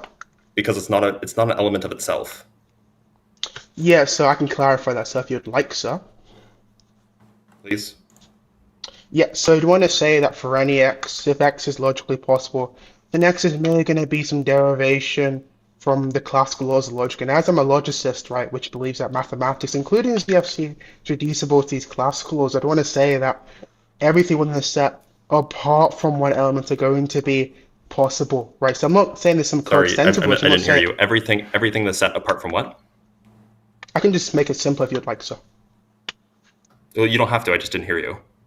Oh, okay, that's my fault. So what I was trying to say was that there's not going to be a relation in which everything in the set is possible, right, and that's coextensive. Rather, what I'm trying to say to you, sir, is that the set's going to contain only possible things. That's the constraint. That's all I'm I'm sorry, saying, that wasn't the definition that you gave just a moment ago. You said Unless that X is in the maybe you weren't set if tracking, X so is that's logically fine. possible. I mean, You sir, if it's a so I- tracking so error on I- your part, that's completely fine. Okay, no, this is fine. We can just write this out. This is Well, not how's going to that go well now? for you. Right. Okay. So we have mean, a let's just superset. check if it- Call it S. Can Yep. I flip my screen? Can you guys I see can't the? see it. Yeah, just don't show your dick. Yeah. Can you guys? I mean, That if looks you like an really S. want to, I guess you can. Okay. Oh, sorry, yeah. So we have X what did he in even the put on universe of camera? discourse. We have X in the I universe can't of see the discourse. screen, so I'm cooking. I literally can't see the screen. I'm away from my laptop. One sec. One sec. Oh, you can't see my screen? I can share it. Yes, Hold I'm on. away from my laptop, so I'm... Well, if that Hold wouldn't on. help, because I'm literally cooking, so... Oh my god. I mean, can Maybe you I maybe can- read it out to me, sir? Yeah, so it's just that B is a set. All supersets are sets. So B is a set, and its elements are its elements X coming from the universe of discourse. Are those elements X where X is possible? Presumably, that's what you mean, right? Yeah, the only constraint on the set would just be things that are possible. We're not saying everything that's possible is within the set, by the way. I'm not saying that. That's Right. for So you sure. have right. Okay. So what grouping? You could even call it a set. What family? What collection of objects from the universe of discourse find themselves in the set? Yeah, all possible things aren't supersets. Oh, so all possible things that aren't supersets, but everything So all is a superset. possible math... That's not true. All possible mathematical Yeah, a objects are superset not is just a set containing a set, and the way that we define So you'd wanna objects is say- by sets. So you want to say... You said all sets are supersets. You would say singleton sets are going to be supersets? Yeah, sure, because a you would say- superset, like the superset of Whoa. a singleton, is just a set, right? That's going to lead to Quine's paradox, sir. Have you heard of Quine's paradox? Sir, explain it to you, sir. Go ahead. Yep. So if it's a case that all sets are supersets, and a singleton set which only contains one element of cardinality of one's going to be a superset, sir. No, then I'm it's gonna sorry, you're follow- right. The superset also contains the empty set, so you're right. Not all sets are supersets. That's true. So that's a blunder. That's so a blunder number one. I'm gonna write that down. I mean, if you want to call it a blunder, that's fine. I just Sir, like, you've got to if you stop want to call it a blundering. It's mistake, actually that's getting fine. kind of annoying. So Stop blundering, look, sir, please. Arity. So your definition. So But what before we grouping, continue, like, what does collection arity even mean? do these- Can you explain? I have no This idea what guy's your like name just means. trolling or something. Do you actually So want to engage in everyone's the trolling. discussion, or So I'm Aaron, engaging. I'm so asking what what does elements- arity mean, just so we know What understand. elements? What collection do the elements that form your superset come from? I just told you, sir. Like, you're not tracking it. This is very embarrassing. Actually, Is it? I Do they remember, come from all of I those remember objects this in the last universe time of discourse Arity that was are? here. Last time Arity was here and you started to ask him to define things, he wouldn't actually define them, and it got to the point where we had to kick him because he thought that if he said Have we something spoken once before? 5 minutes ago, that he should never have to define it ever again. So I mean, of Arity, course, obviously, way that's a this is tracking gonna- error. So the way this is going to work is if somebody needs something defined, you just define it for them. yeah? But let's not Nope. get too far away. That's tracking Let's get back to Dr. Blitz talking with him. Yep. Go ahead, sir. Look, so I need clarification on where the elements of the superset come from. Are they just elements from the universe of discourse, or is it some smaller class? So it's a smaller class. It's from the Okay, proper so what is class that class? contains. Yeah, it's the proper class that contains all possible mathematical objects apart from any supersets. So, gosh. Okay, so it's all possible mathematical objects. Okay, let me write this down. So we have and you can't see this, but you can probably still hear me. So if X I did. in, Well, I did share the let's call it- screen. So oh, what's this fucking? So he's that's a not looking at tracking his error phone. again, sir. You're That's an tracking. Oh So advertisement. my X is in gosh, sir. C, There we and then go. we say that X is possible.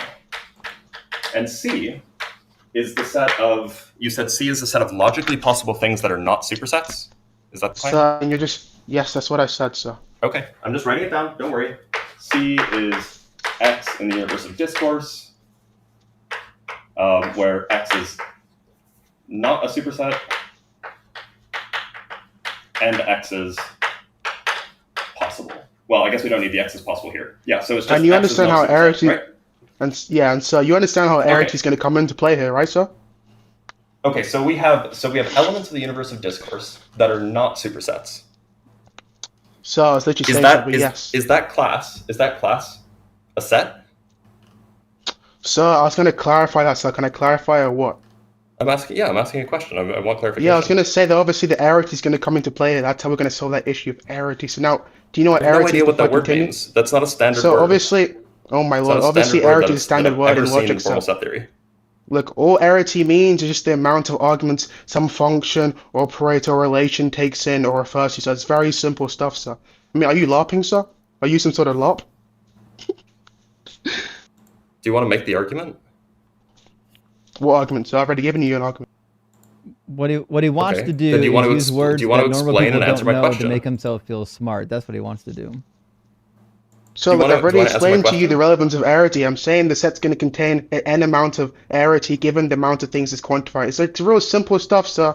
I can't keep explaining this stuff to you. Yeah. Okay. So the object, which we can call it a class, we can call it a family, we can call it a set, whatever you want. He ran. It depends on what. Oh, he ran. Fucking coward. Why couldn't Oh, look? I just wanted to know what the like set structure is for his.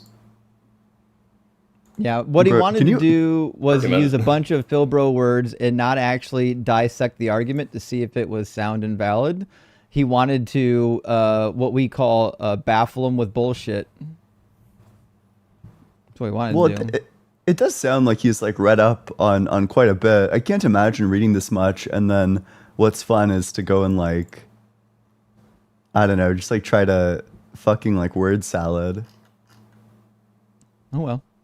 I don't know. I wasn't really tracking. I don't think I have the understanding of set theory to track. I mean, I wasn't paying attention to the rest of his argument. I just wanted to understand what he was talking about with regards to this superset of things because it doesn't seem like it's super well defined. Anyways, we got a couple of super chats. We'll get our next guest in here in just a moment. I think it's going to be Quincy. Andy, thank you so much for the $1.99 super chat. It says, if this is God's plan, never let him plan again. I know. Take him off the committee. He shouldn't have been on the committee in the first place. And Jay Clark, thank you for the $5 super chat. Says, listening while doing my Calc 3 homework. Well, happy it's you and not me. I have my third exam tomorrow. Loving this class. Physics 2 is breaking my legs and making me crawl. Well, You'll be great. You can do it. I believe in you. you'll get through it. Dr. Blitz got through it. You'll get through it. Yeah. Calculate And the Jay- fucking point charge of this ass whooping. JP, thank you for the super chat. Says, why am I so hungry for a pretzel all of a sudden? I mean, I think that's what a lot of people are here for. They're here for the pretzels. Which reminds me, I finally restocked my pretzel collection and even got some spicy mustard to dip it in. So maybe we'll be able to pull some out later. Let's get Quincy into the chat here. Oh, Quincy dropped. Okay. I think after that was Alex and then LARP. I'm sure LARP isn't a troll at all. Okay, Alex dropped and Quincy came back. Okay, well, somebody's going to connect. Welcome in, Quincy. Eventually, yeah. Yeah. Quincy, can you hear us? I don't. Oh no. Hello? Quincy, are you at least 18 and do you believe in God? I'm 23. And no, but I was just going to ask if you guys could please talk about Leviticus 20. Nah. Okay, we're going to move on to the next guest. Remember, this is a debate. If you're not a believer in some kind of a God, you're not. You're in the wrong place if you're requested to get on stage. Okay. Thank you for watching. We appreciate you being here, but no one's here for Circle Jerk. How you doing, LARP? Hey, great. How are you doing? You know what? I'm doing well. LARP, are you at least 18, and do you believe in some kind of a god? Yeah, I'm 30-ish, and I don't believe in God. I'm a computer scientist, and I just wanted to say, Okay. All right, we'll move on to the next guest. Eventually, somebody who listens will get into the box. We appreciate you being here, but this is for a debate. How you doing, Spy? Good. Spy, are you at least 18, and do you believe in God? If you're off the app, we can't hear you. Yeah, when you swipe away, you go silent. Spy, return immediately. Return immediately or you will be destroyed. Justin, vaporize him. He gone. Sorry. Sorry. All right, we'll bring Jennifer into the... We're going to get a theist up here eventually. Welcome in, Jennifer. Hello. Jennifer, are you 18 at least? Yes. Okay. And do you believe in some kind of a god? Yes. Cool. Any specific one?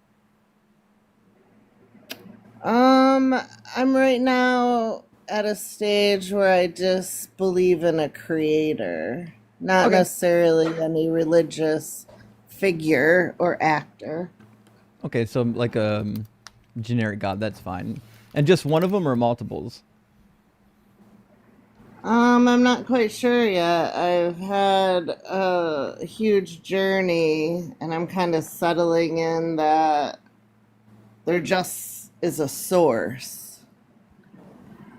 Okay. And the source is sentient? Yes. Okay. What would be like an argument or a piece of evidence that would compel one to believe such a thing? Well, my life, so my dad was a pastor and my grandpa was a reverend. So I literally grew up in the church, sleeping in the pews. My dad was, practicing his sermons. And just never really made sense to me as I got older, started questioning all of that dogma, and they never had any good answers. So I kind of put it away. We agree with you there. We agree that these religions are false, but we're talking about the one you do believe in. So what's the evidence that the thing that you do believe in is real? Yeah. So I went through a huge journey with dimethyltryptamine and saw some things in there that were very large and kind of felt like a source. And then do you think that your at the hallucinations end are of like a my good indicator journey, of I saw reality? a creation. And so I just felt this huge sense of that this was something much more bigger than myself. And so it's just kind of where I'm resonating now, is that there's a source of all of this that's bigger than me. But I know that I am the power and that it resides within me, but that it's connected to some source. And I don't know what that source is really, but I truly do feel in my soul that it's connected to something that is outside of myself. Do you think that hallucinations are a good indicator of reality? Well, that's a good question. I think that they were more than hallucinations just because one journey would build on the next journey. It was a sequential story that I was in, and one would build on the next and on the next and on the next until my journey was done. Yep, sequential hallucinations, yeah. Yep, that's what I experienced. But do you think like hallucinations are reliable? Do they reliably indicate like truth or reality? Oh, that's a good question. I think that most that has never experienced may think that they're just hallucinations within my mind and that my mind was creating this. But I don't think that I was in these journeys for over a year, and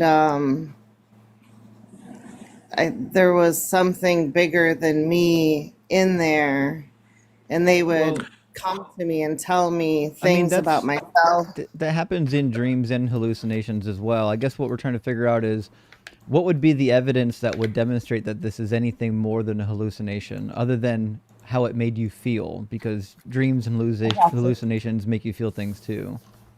Yep, I hear you. Well, I guess some concrete evidence would be that some of the journeys that I had, they would reveal and show me things about myself that didn't fit my true person, and that they would take those things out of from me. And so then when I would return from my journey, I wouldn't have it anymore. Literally, they took it out of me, out of my mind, out of my DNA, So, out of my journey or story. So it doesn't even exist in my so you're narrative anymore. susceptible to hypnotism then. Like the power of Self, suggestion is very powerful. Yeah. yeah, I mean, maybe self-hypnotize myself. I'm not sure. Mm-hmm. It's a interesting thought of it. Mm-hmm. Yeah, I just don't take Yeah, I don't know if hallucinations to be very good evidence for anything. You know, when someone's hallucinating, kind of by definition, what they're seeing is not reality. So, I'm probably just not going to take that as very good evidence. In fact, I don't know anybody who would. Yeah, I mean, unless you were experiencing it, you might not understand for sure of what I experienced. Yeah, I think that's the problem with personal experiences like this. Is first of all, they're not great evidence, but also, like your inner personal experience will never be evidence for somebody who didn't experience it. Yeah, that's valid. Valid facts. Yeah. I just I have through my life got real confused on all of this. Yeah, that It's happens. really hard to Granted. know like what if we are just our own source, and if our source resides within us, or if there is an external source. I only can bring my experience into it, and that's really all any What of if us there's can really do. what if there's no source?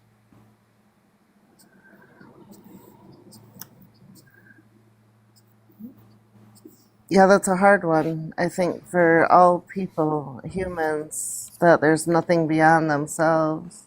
Yeah, that's it. Right, that's what we have evidence for, right? The evidence seems to suggest that, there is no source for like human consciousness or anything like that. It's a derivative of what brains do. Yeah, our brains are crazy, miraculous structures.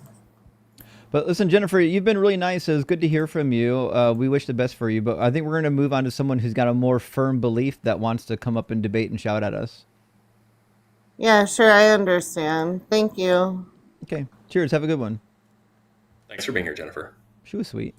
Yeah, could you imagine if like halfway through that, she was just like, "Oh, you don't think that's evidence? Well, I guess premise 1, all limits on possibility require explanations. Premise 2, there exists no explanation for the limits on God's possibility." And then she just rehashes the exact argument that was given to the last guest. What a day to be alive that would be. Bro, that would be incredible.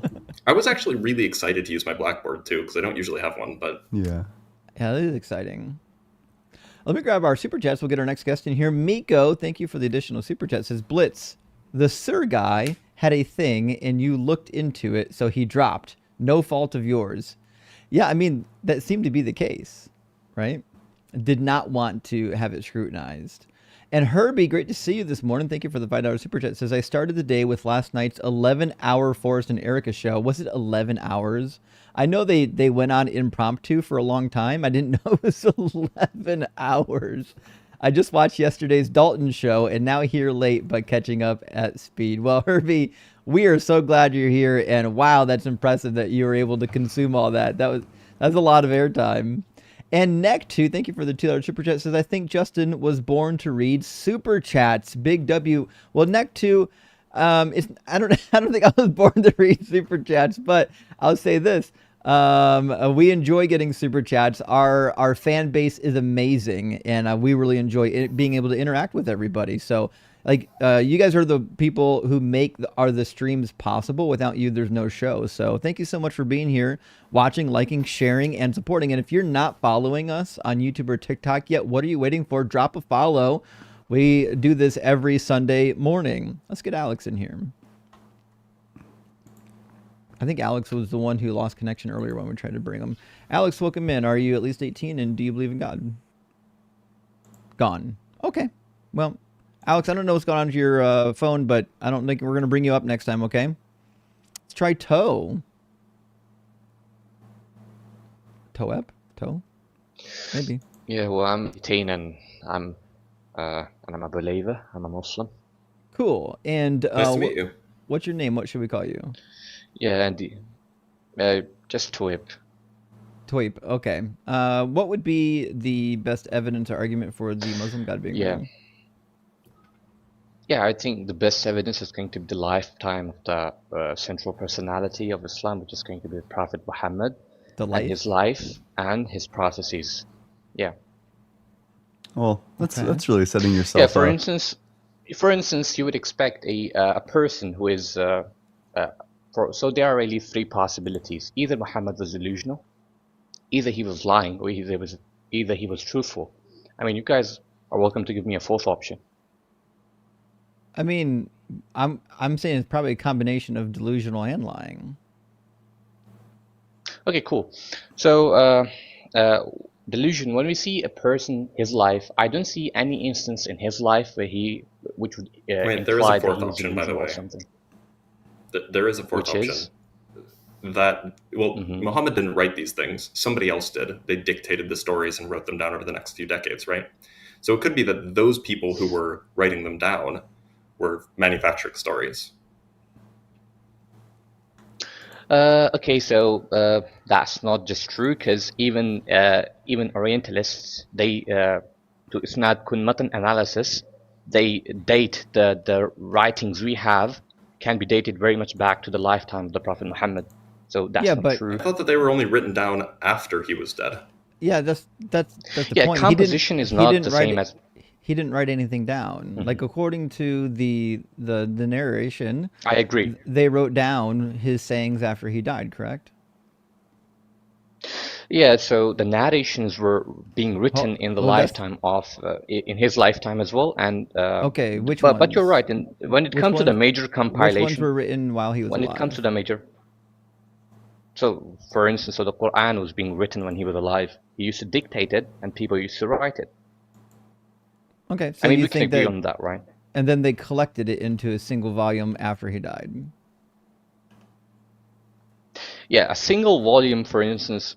So at that time, there was not something like a book, right? Parchments. I mean, they had parchments. They certainly had books, but again, the question is, I'm talking about they in Arabia. compiled it into a single source or a single book, a single codex after he died, right? And look, the point that I'm getting at is not, not merely it was pretty much like that it was written down at a certain time. The point is that Muhammad could very well have been just speaking about what happened to him, but he wasn't the one who wrote it. So, other people could have added in fabrications, could have misremembered what he said, all of these sorts of things. So it's not just. My point is that the descriptions of what happened or what allegedly happened in the Quran are not just reliant on Muhammad's reliability, it's also reliant on the author's reliability. You mean the transcribers? The people who are writing these things down. So when Muhammad is dictating it and transcribers are writing it down, right? Well, right. That's the claim. The claim is that they only wrote what he said. We don't know that. Yeah, because it was not one person. We have got multiple people writing it down. So let's say this is a claim, orthodox claim. No, brother, listen to me. So this is a claim, right? Muhammad gets a revelation, okay, quote unquote revelation. He calls people in, multiple people, and they write it down. Then they read it back to him, and then he confirms that's correct. Yeah, that's the claim. This is a standard narrative. That's the claim. Yeah, that's I understand. a standard narrative.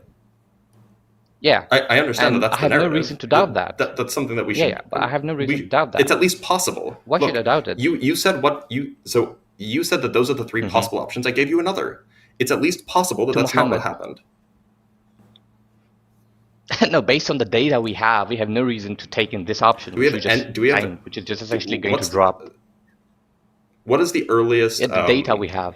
It's from like. What is the earliest manuscript of the Quran that we have? It's from like 600-ish. It's from the lifetime of the Prophet Muhammad. The Birmingham manuscript is dated to his lifetime.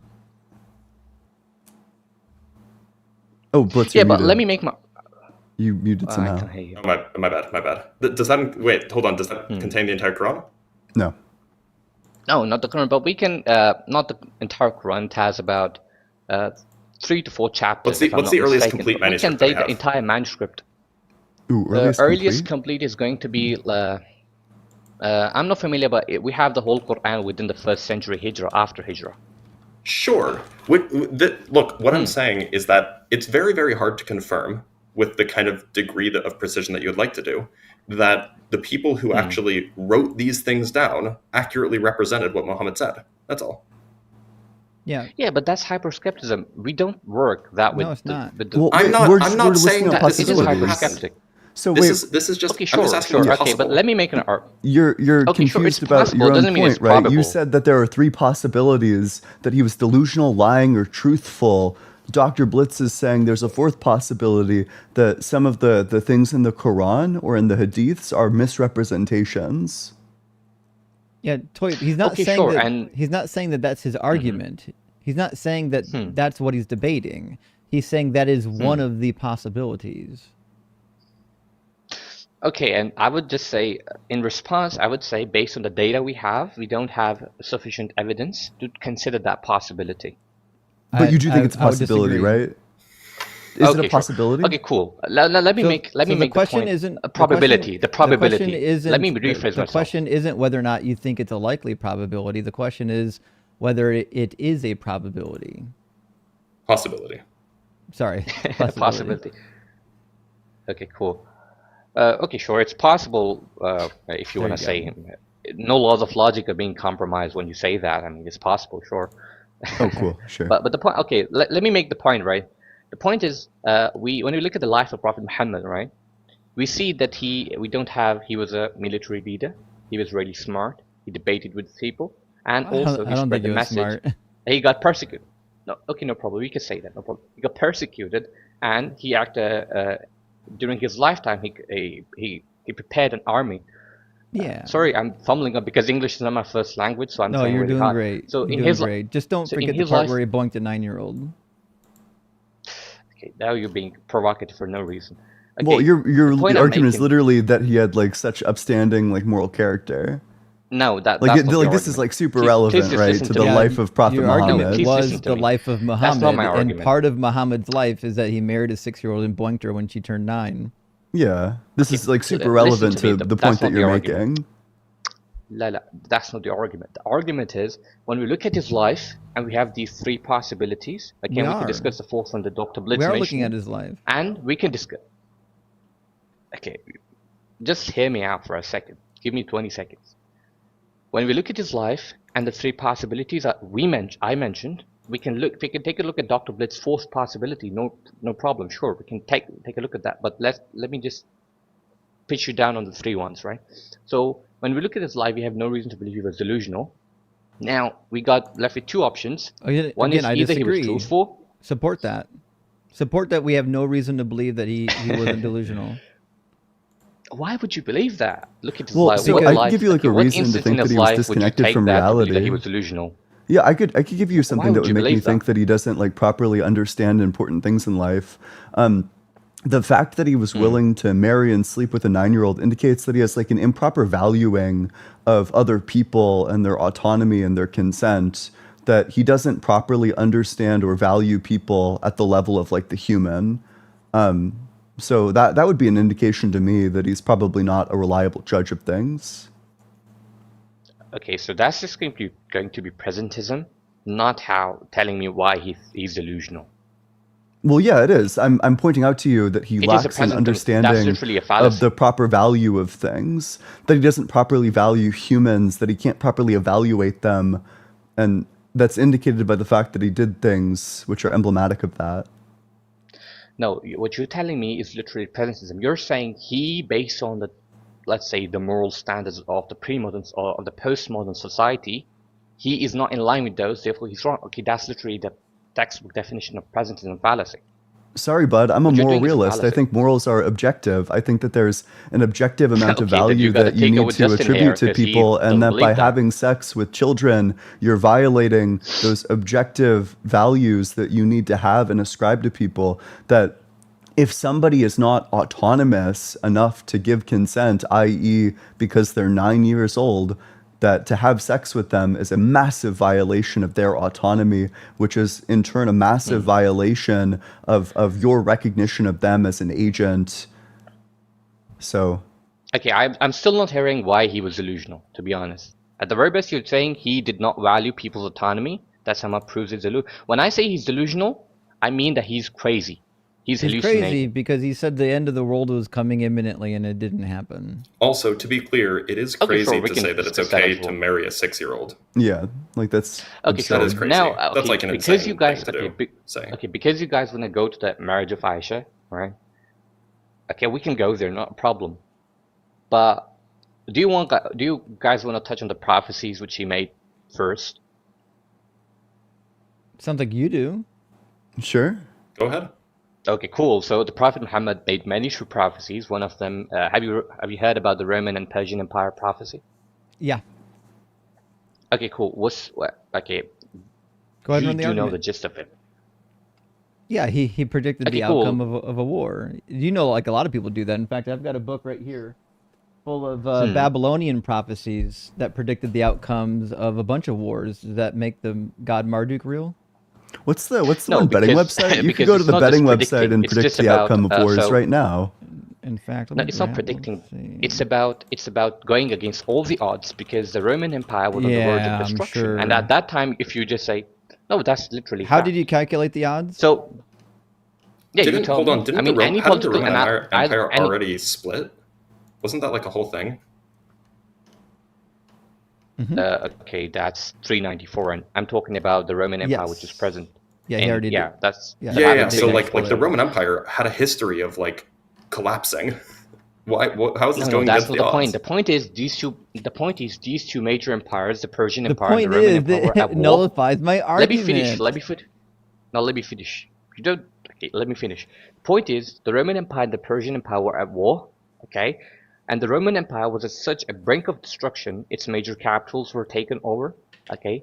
And somehow, any political analyst, he would look at the situation and say, okay, this is the end of the Roman Empire. And it's not just me saying this, it's Edward Gibbon saying this. Edward Gibbon says this, that at the time this prophecy was made, nothing could be far away to be happening when Muhammad made his prophecy. And that's exactly what happened. So this is one prophecy, and I can give you many more if you want me to go.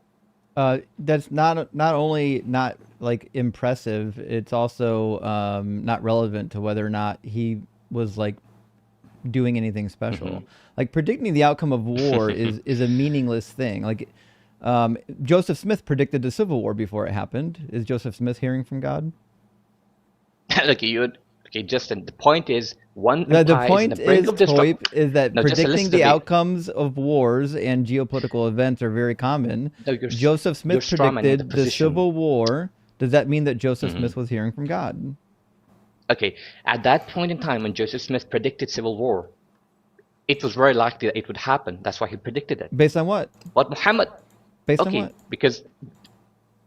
So I'm not familiar with the Mormon history, but okay, so based on your feelings, I have feelings that it was likely to happen, therefore his prediction isn't meaningful. Well, listen, I disagree that Muhammad had any special access to information that would allow him to predict the outcome of a war against a kingdom that was already all in shambles. The Roman Empire losing a war was in shambles.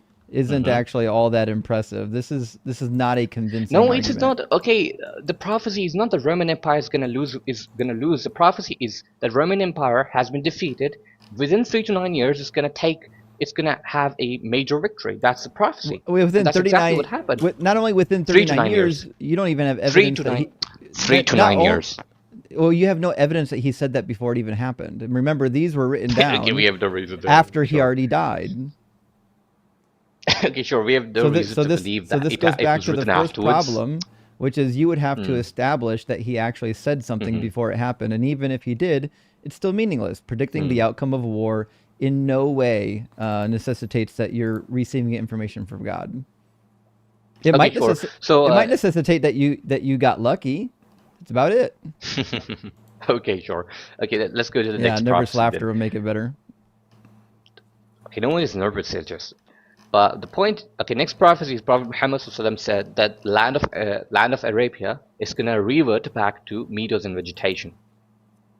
And the keyword here is revert. Well, the Bible said it before Muhammad. No, so is the Bible true? The land of listen to me, just the land of Arabia. I won't answer any questions.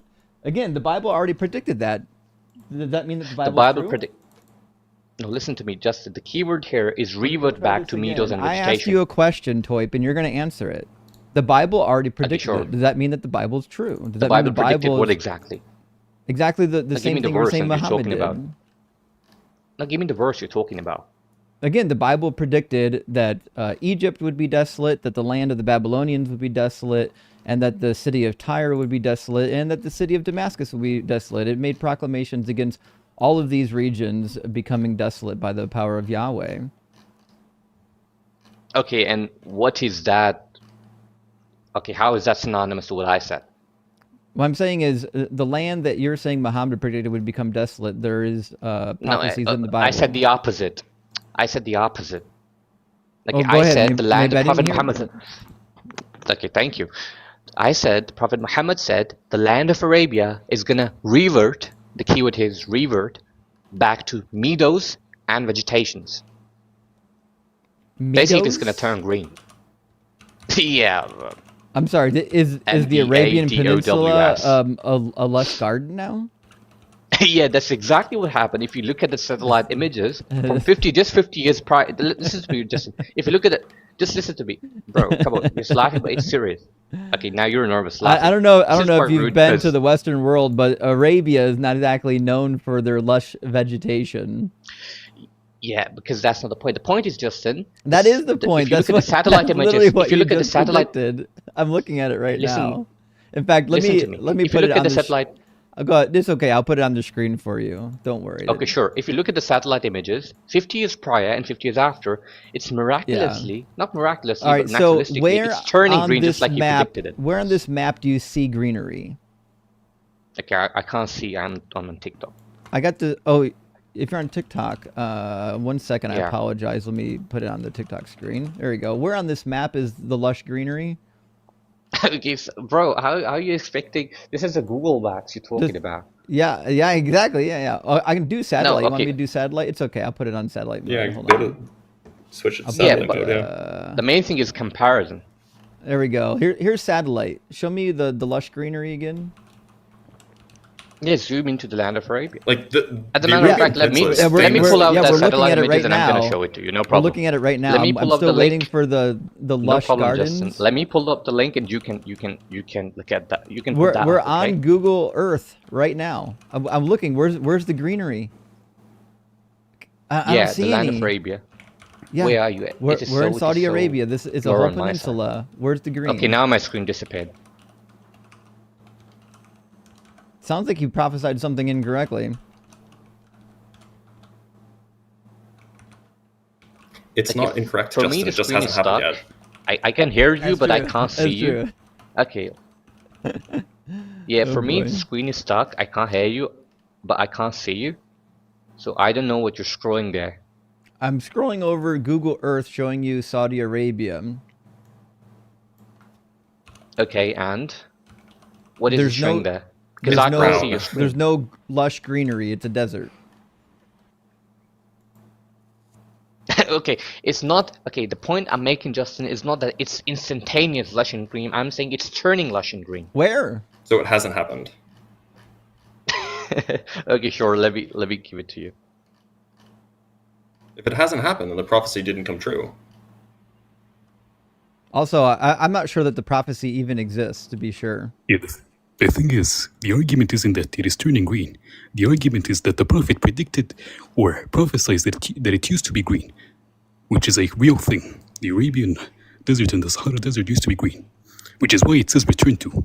That is the argument in apologetics, not what he's saying. No, it's both. It's both. Sure, it is not turning green. It used to be green. The Roman. It used to be green, and it's going to be turning green as well. Sure. Well, then it didn't come true if it's going to be in the future. Okay, you concede. Sure, you concede. No, the point is just that we if you compare conceded the that the South prophecy images, didn't come 50 true, which 50 means 50 Muhammad's a years liar. past. He's a liar and a Just- pedophile. Well, the point. The Roman prediction is a field Not even prophecy. provocative for no reason, but listen to me. The point No, I'm I'm not making being is very simple. provocative. We're Point is, if you look reinforcing at the fact that you you're being worship a guy that provocative. You diddles guys children, mentioned, like, and it should embarrass you. It's no weird one that it worships doesn't Muhammad. embarrass Just you. okay, no one. Okay, you're being provocative for no reason. I don't I'm know not why. being provocative. Okay, I'm you are being demonstrating a provocative. point. That's why you want to. Okay, sure, you can demonstrate. That's why you had to mention it 4 times for no reason, even though it has no I'm relevance to demonstrating discussion that the of life point. of Muhammad isn't evidence sure, of sure, anything sure, other sure, than that sure, he sure. was a warlord, pedophile, false prophet. Yeah, sure, you can do all the kind of. And this is pretty okay. How do you expect for guests to come on stage and then afterwards you're gonna kind of directly insult the people whom they consider sacred? I mean, at the very best, Why? you can. Why do I be owe your polite about pedophile it. prophet respect? I didn't insult you. Cool. Drop me down. I said your prophet is a Just drop me down. pedophile. And maybe, Just drop me maybe down. I can Yeah, I bridge can the see that. gap. I Maybe can I see can that. bridge the gap. So I have premise 1, where premise 2, boohoo. This kind of just sounds like whining. I mean, definitely you brought up whining. the life of Muhammad as the evidence. I think this is relevant to the life of Muhammad. Just drop me down. You can leave. The X is in the. There's an X in the top right I corner. can't Press leave on for that some X. reason. It's glitched. You've got I can't you've leave. got It's you've got glitched. 2 thumbs. I You can did it figure for it him. out. I did By it the for way, him. the prophecy about Roman defeating the Persians defeating the Romans. It's a field prophecy. It Oh, tells you yeah. that where it is going to happen. It claims a specific geographical area, and there was no battle between the Romans and the Persians in that area. Where's So the it didn't happen. prediction? Is it in the Quran or In the Hadith? the Dead Sea, in the Quran. What It says passage? it I is want going to to happen. I want to The add same it to my verse. chart. The same verse. It says that it's going to happen along the Dead Sea, and it doesn't happen there.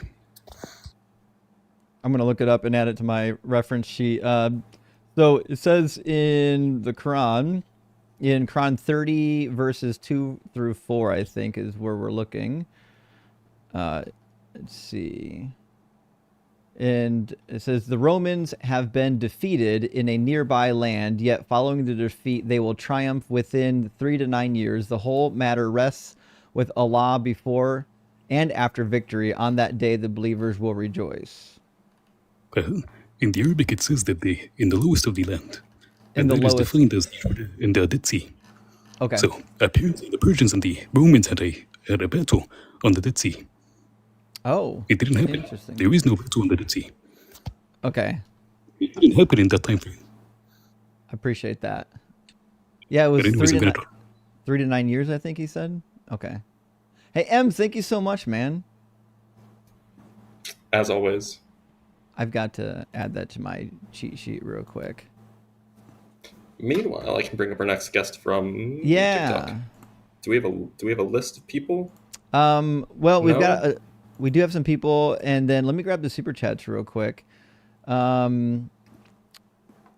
Stinky Athene, your son is here, says Sonic is fast. Agreed, he's very fast. Good to see you. Fast is Athene. relative. That's a relative term. I don't think you can make that claim. Waffle, thank you for the $5 super chat. It says, listening while I draw funny little guys in my sketchbook. Thank you for brightening everyone's day. Well, thank you for supporting and watching the stream. We appreciate that. And C-Bar, thank you for the additional super chat. It says, thanks for bringing thoughtful entertainment to our Sunday mornings. Your work is appreciated.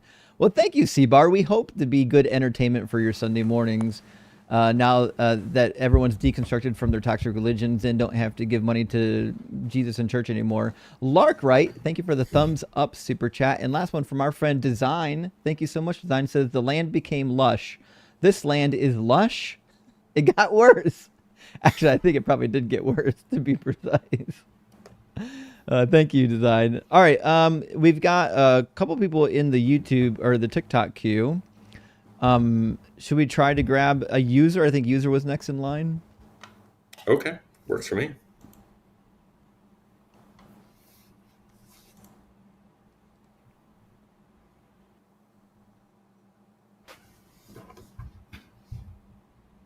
User.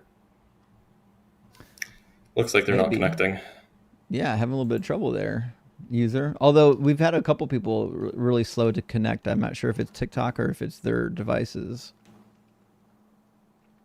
It's hard to tell sometimes. Okay. Well, user, if you get a Wi-Fi connection, come on back and we'll pull you up. How you doing, Dunyadar? Did I say that correctly?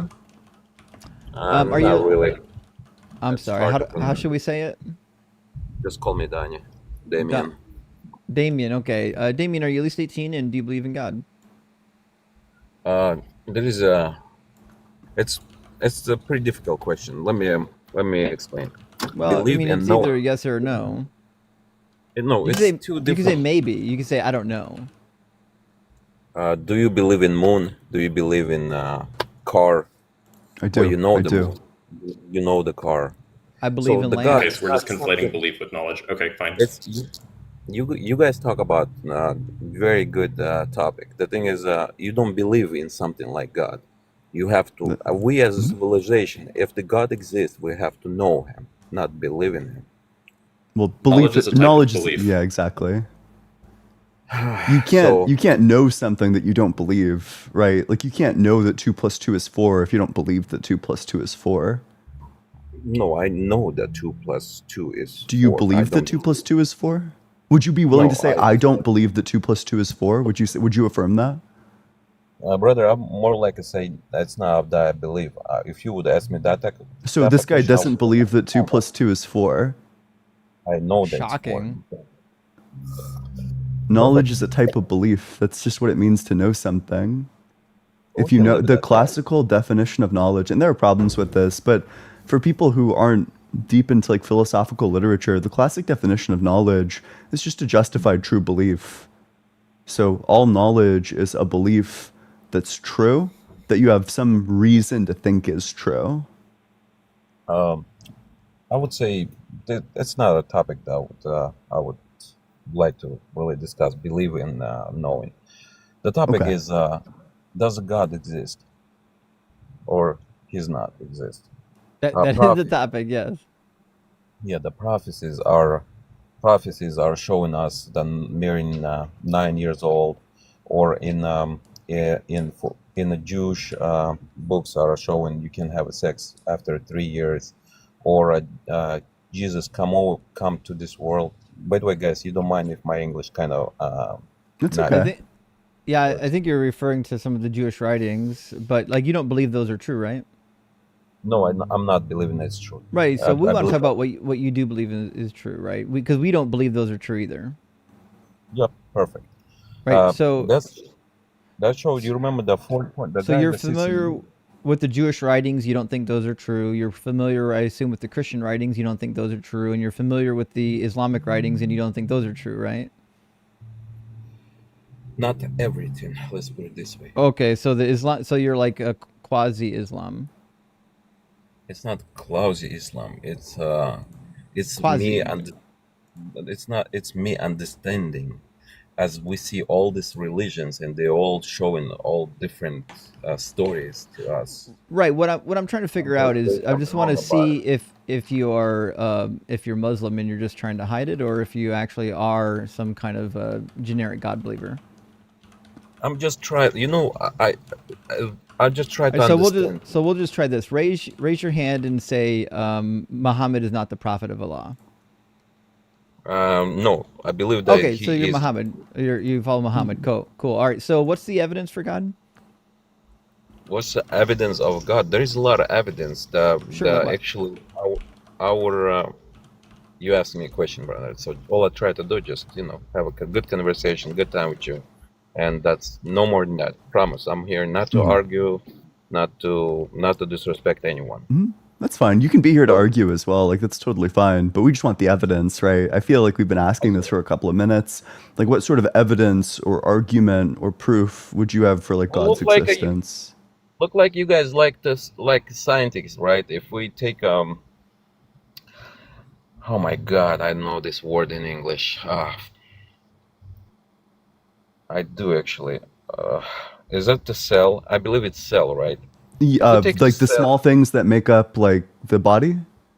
Yeah, the cells, right? Yeah. They're cells. Yep, Okay, cells. if we take a cell and we will let's imagine we will expand to the size of a city.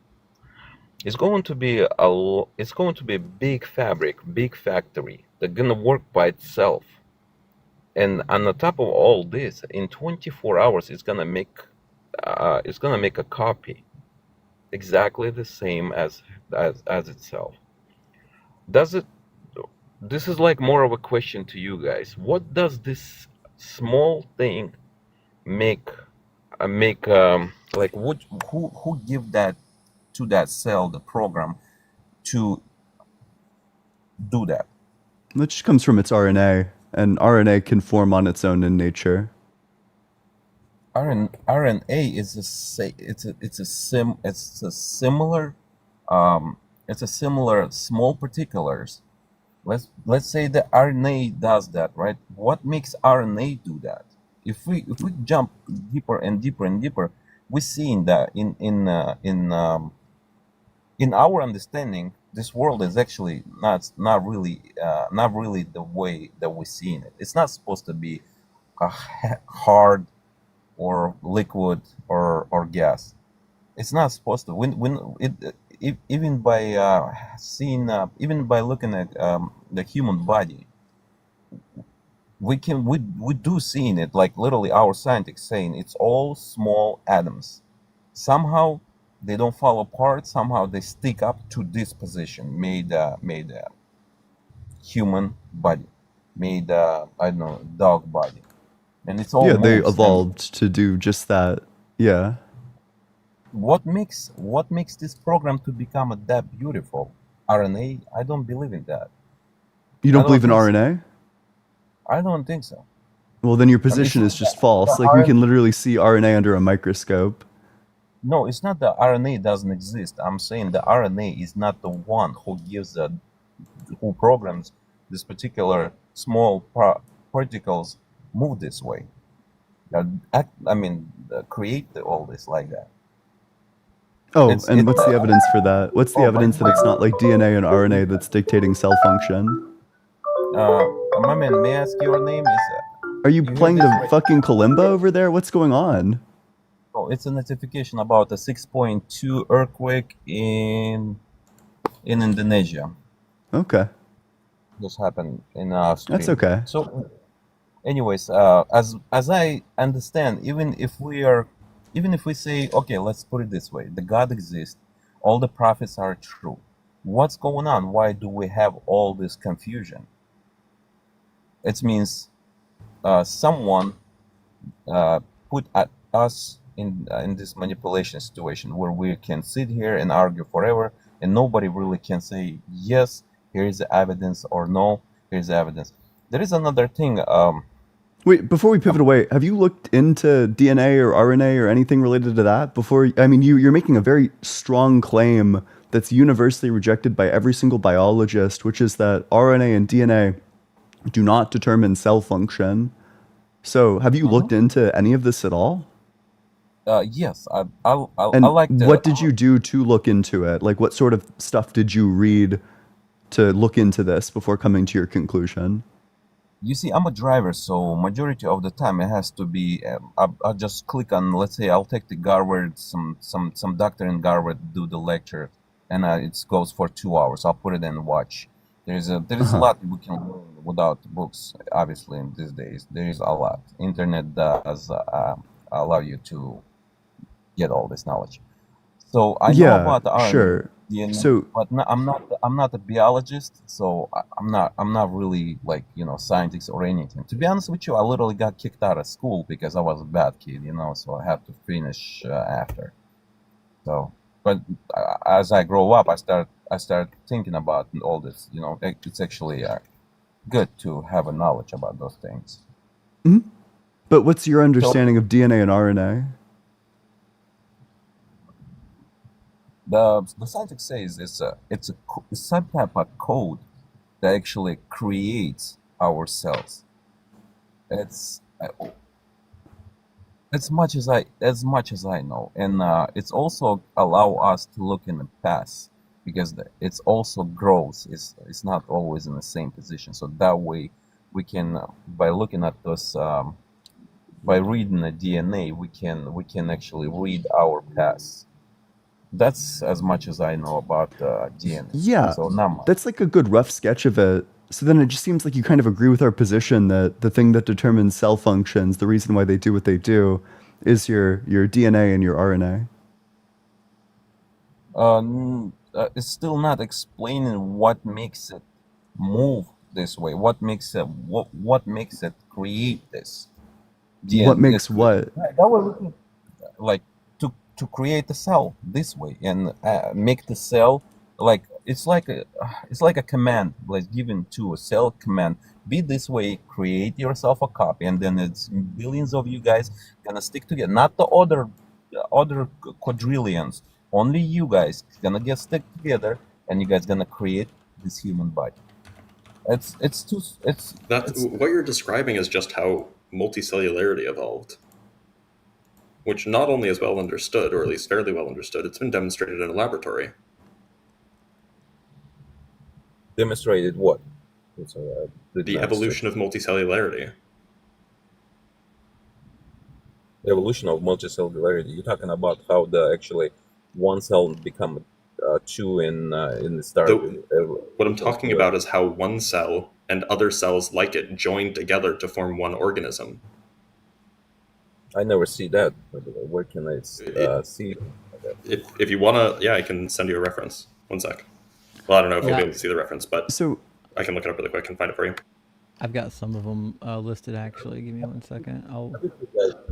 Yeah. So for your DNA, your DNA it undergoes a process called transcription. It becomes it's converted into messenger RNA, if I'm not mistaken. I'm not the strongest biology student. I could be getting this wrong. It gets converted into messenger RNA, and then from that, it gets expressed as proteins. And the proteins are going to have specific functions, and that's going to compose your cells. It's going to determine your cell functioning. So it's through these processes. It's all eventually going to reduce to like chemistry. I think, Dunn, I think your finger is over your microphone. We can't hear you. Oh, I'm sorry. Yeah, what the guy in the bottom? Justin, did you pull up the multicellularity thing? So the Justin is on top, right? Yeah. Justin is on top, yeah. Okay, the guy with the white shirt. What's your name? Ian. Allegedly. And allegedly. Okay, and now if we dive even deeper, we see the whole actually structure even of the DNA and everything around us. It's actually created by some type of energy. It's not about. It's all energies as we see. Deeper we go, it's all energy. We went to the atoms, then we divide the atoms into the what we call them. I don't know how to say in English, but anyways, and we still try to dive deeper. We still don't know what actually creates all this. It's where it's coming from. There's some type of power. It's actually get very specific. You're using a lot of like generic words, like what creates it, what creates what. Creates the material world that we actually see. Oh, well, that's just vibrations like specific like energy excitations and particle fields, if I'm not mistaken. Well, those vibrations or an energetic field actually are, that's how far we went. We understand this, but we don't understand where it's coming from. It's if you think about it, I believe that's what do actually you mean coming from? That's just what it is. As far as we can tell, that's just what particles are, is like energy excitations and particle fields. When we get into the energy, we understand it's coming from somewhere. It's not just existence. Energy is not some substance. Yeah. Let me ask you. Do you think that energy has like its own existence? Like it exists as just a thing? You can have like a bucket of energy? No, Right. it's not backup. It's whole universe of energy. I'm just trying to say where does energy come from? If it's always Well, been in it's existence, Energy a is then not a property. substance that It's a requires right. production. I'm sorry. What? Energy is not a Product. substance that requires production. Okay, so It's a way of it's describing a thing that exists. we end up with saying the theory of Big Boom is not really Big true. boom. It's yeah, Big Bomb, Big Boom. I don't know. I'm The gonna call Big it Big Bang. Boom forever now. That's good. But I like that Whatever. name. Well, that's what makes me understand that actually this world is not that. And here is another very good question. If the prophecies are true, that's what I was gonna say. What Why do we? prophecies? I'm talking about prophets, not the prophecies. I'm sorry. If the prophets are truth, But they're not. why? I say if. Just I Yeah. can continue if you. Yeah, but there, Okay. like I said, we agree. If prophecies and prophets actually exist, that's really cool stuff. But we would have to demonstrate that they do exist. Yes. So why are we missing explanation about everything? What do you Why mean? do What? Wait a minute. What does that have to do with anything? explanation? Yeah, feels like we're jumping back and forth from like, you know, No, those type of prophecies questions are that we true because we can't explain physical reality?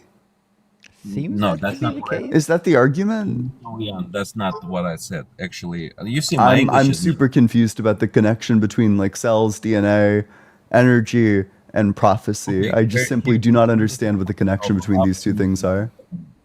okay, let me fix myself to make you Yeah. understand. So about this knowledge, how the universe create, how the human body is, what's the energy world is, and a lot of other things. Explanation about those actually those how you say this those leftovers from civilizations that were here before us. About those type of things, where all this knowledge gone? I mean, go to because I know the What people were What knowledge? asking. civilizations? Yeah, I'm lost right now. I don't know of any prior civilizations that inhabited this planet. So those structures, Dinosaurs? I those mean, those The structures. saurians. I don't mind the dinosaurs. Look, I just the structures that we have actually that we literally understand that people didn't even add the metal wait. to Are are you saying that there's like the lost city of Atlantis and ancient aliens came and gave like advanced knowledge to people? it wasn't Oh it no. wasn't it's not really what I'm talking about. It's actually more like the simple things we do see in artifacts that as those big pyramids all over the.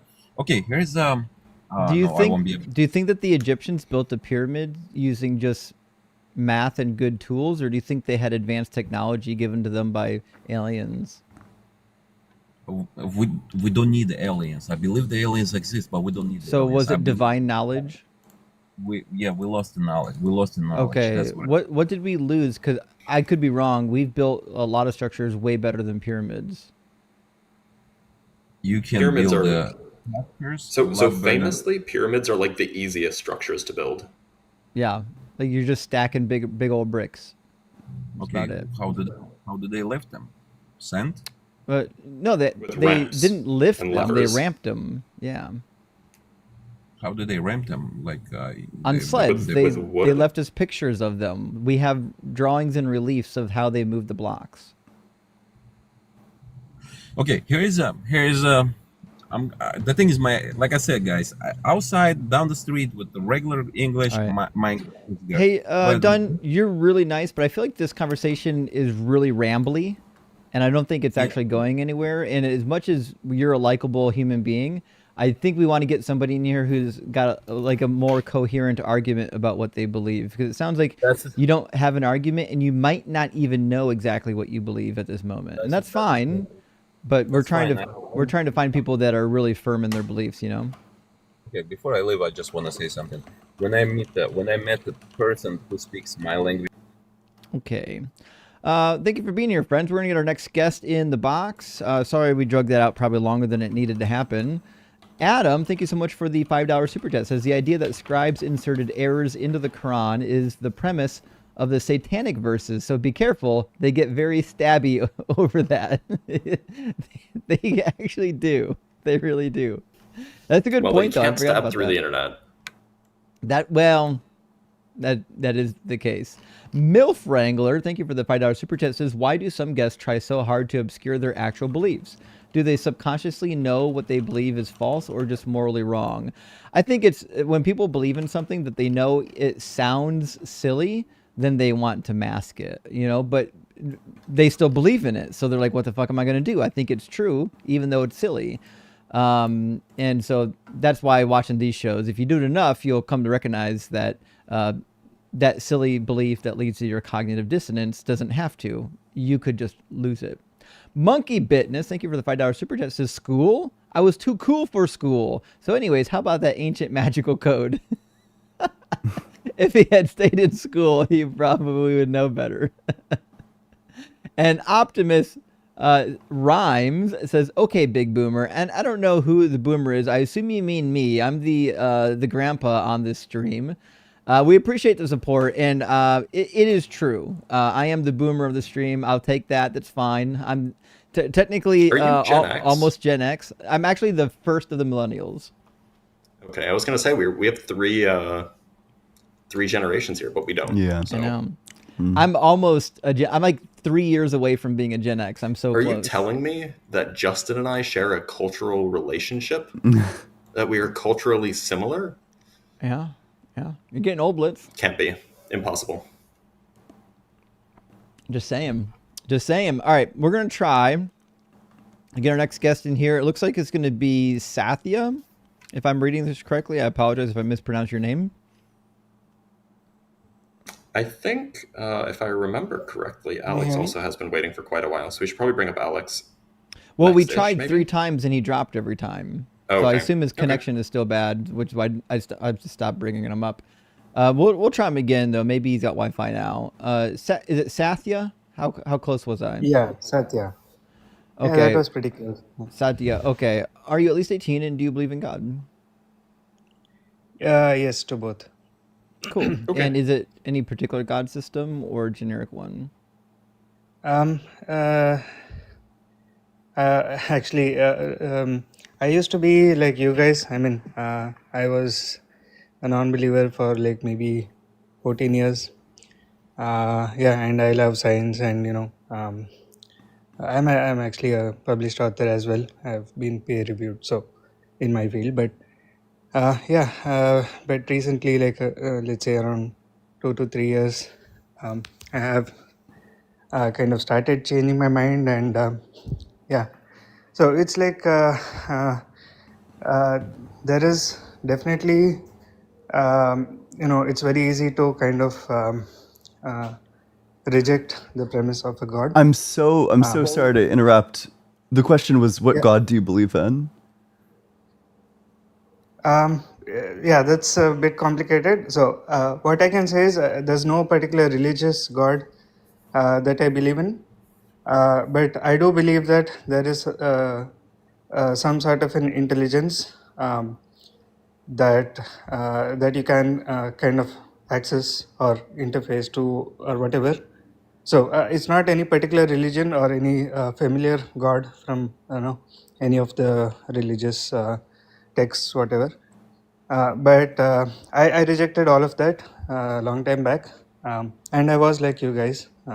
I can probably join you guys and argue on your side as well. But yeah, recently I did change my mind. So I don't know what God is, or but I definitely do see some evidence. It's extremely subtle. Yeah. So let me set the expectation, right? So what I can say is, like, let's say if there is a intelligent God, like I mean I don't know what God is, but let's say there is some sort of an intelligence that maybe created the world, created the universe, right? I mean, we don't know why there is something rather than nothing. Science has no particular Why would evidence on we that think part. that there was ever But nothing? no, because I mean, if there is something, how did that something come about, Well, right? if there's something and you can't get something from nothing, there was never nothing. So why would we think that there was ever nothing? So if there is nothing, if there is no why is there something? I mean, it's right.